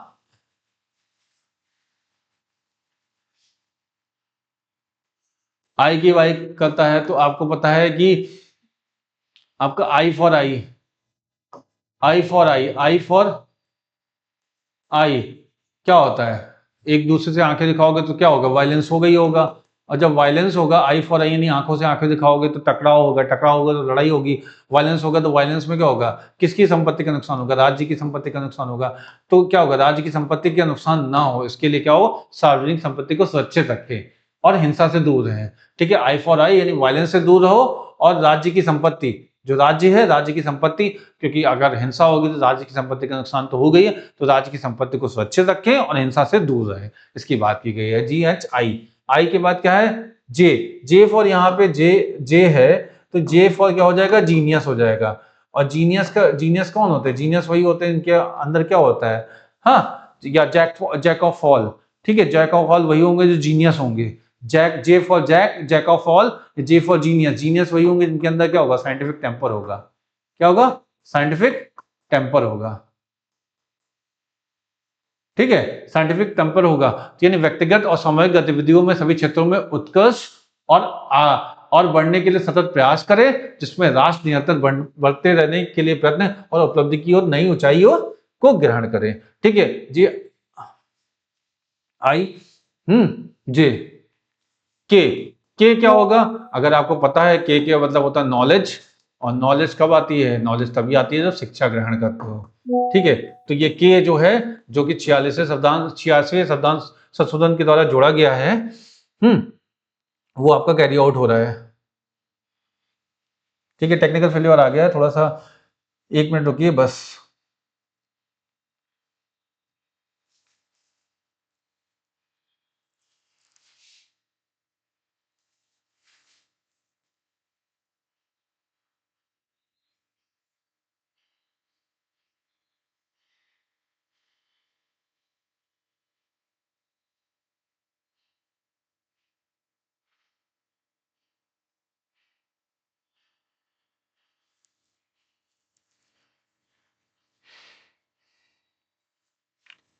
ठीक है, यहाँ आपका जो 11वें नंबर का है पॉइंट, उसमें जो के की बात कर रहा है, के का मतलब होता है नॉलेज। ठीक है, नॉलेज, और नॉलेज किसकी बात कर रहा है? शिक्षा की बात कर रहा है। तो जब आप शिक्षा की बात करते हैं तो शिक्षा क्या होगा कि 6 से 14 साल के बच्चों में गार्जियन, जो जितने भी उसके संरक्षक होते हैं, जो माता पिता होते हैं, या वो या उसके जो गार्जियन होते हैं, वो अपने बच्चों को 6 से 14 वर्ष के बच्चों के लिए क्या है? शिक्षा प्राप्त करने के लिए क्या करेंगे? अपॉर्चुनिटी प्रोवाइड करेंगे। क्या करेंगे? अपॉर्चुनिटी प्रोवाइड करेंगे। ठीक है, कौन प्रोवाइड करेगा? ये गार्जियंस और माता पिता। ठीक है, ये किसके द्वारा आया है? ये आया है 86वें संविधान संशोधन के द्वारा, हाँ, 2002। ठीक है, उसके तहत 3 चीजें आई थी। एक तो फंडामेंटल राइट 21A आया था, उसके बाद अनुच्छेद 45 DPSP में आया था, और उसके बाद जो है यहाँ पर 51A का पार्ट के जो है वो जो है इसके लिए ये आया था, ये बाद में जोड़ा गया है। ठीक है आपका। उसके बात करें तो इसके लिए कुछ अलग अलग समिति भी आए हैं फंडामेंटल ड्यूटीज के लिए, जिसमें एक जो थी वो GS वर्मा समिति थी, जस्टिस वर्मा समिति थी, जो थी कि 1998 में आई थी। इस समिति का गठन जो है 1998 में किया गया था। 1999 में इसने अपनी रिपोर्ट सौंपी थी, और हाँ, और उसने कहा था कि 1903 जुलाई जो आपका जब ये इम्प्लीमेंट हुआ था, 76 में आया था, और 3 जैन 1977 को ये इम्प्लीमेंट हुआ था। क्या मौलिक कर्तव्य इम्प्लीमेंट हुए थे उसी दिवस को, यानी 3 जून को, 3 जैन को क्या मौलिक कर्तव्य दिवस मनाने की अनुशंसा की थी। प्रचार और प्रसार और मीडिया के माध्यमों से मौलिक कर्तव्यों को जो जनता तक पहुंचाने का प्रयास किया जाना चाहिए, क्योंकि उस समय भी आ तो गया था लेकिन ये कहीं वोग में नहीं आया, प्रचलन में नहीं हो पाया था। इसलिए इसको प्रसार और प्रसारित करने के लिए, व्यक्तियों के लिए इसको जागरूक करने के लिए ये सारी चीजें प्रावधान जस्टिस वर्मा समिति के माध्यम से 1998 की समिति के माध्यम से किया गया था, जिसमें पहला प्रोविजन ये था कि 3 जनवरी 1977 से क्या मनाया जाएगा? आपका मौलिक कर्तव्य दिवस मनाया जाएगा। उसके लिए अलग अलग मीडिया चैनल्स, प्रिंट मीडिया या इलेक्ट्रॉनिक मीडिया हो, ये किताबों हो, पाठ्यक्रमों में सब, और टीचर टीचरों को पढ़ाने की व्यवस्था में इन सारी चीज़ों को हाँ, जो है प्रस्तुत करने की बात की गई थी, जिसमें मूल कर्तव्य को विद्यालय के पाठ्यक्रम में, अध्यापकों के प्रशिक्षण पाठ्यक्रम में शामिल किया जाए। ठीक है? सरकारी कार्यालयों में, सार्वजनिक स्थानों में, बोर्ड पर विज्ञापन आदि के माध्यमों से मूल कर्तव्यों का जो है प्रचार किया जाए। ठीक है? ये सारी की सारी चीज़ें कैरी आउट करने की बात कही गई थी। ठीक है? आगे देखते हैं, उसके बाद भी एक आई थी जस्टिस चिलैया कमेटी 2002 में आई थी। इसने क्या किया था, ये प्रथम संविधान समीक्षा आयोग 2000 में आया हुआ था।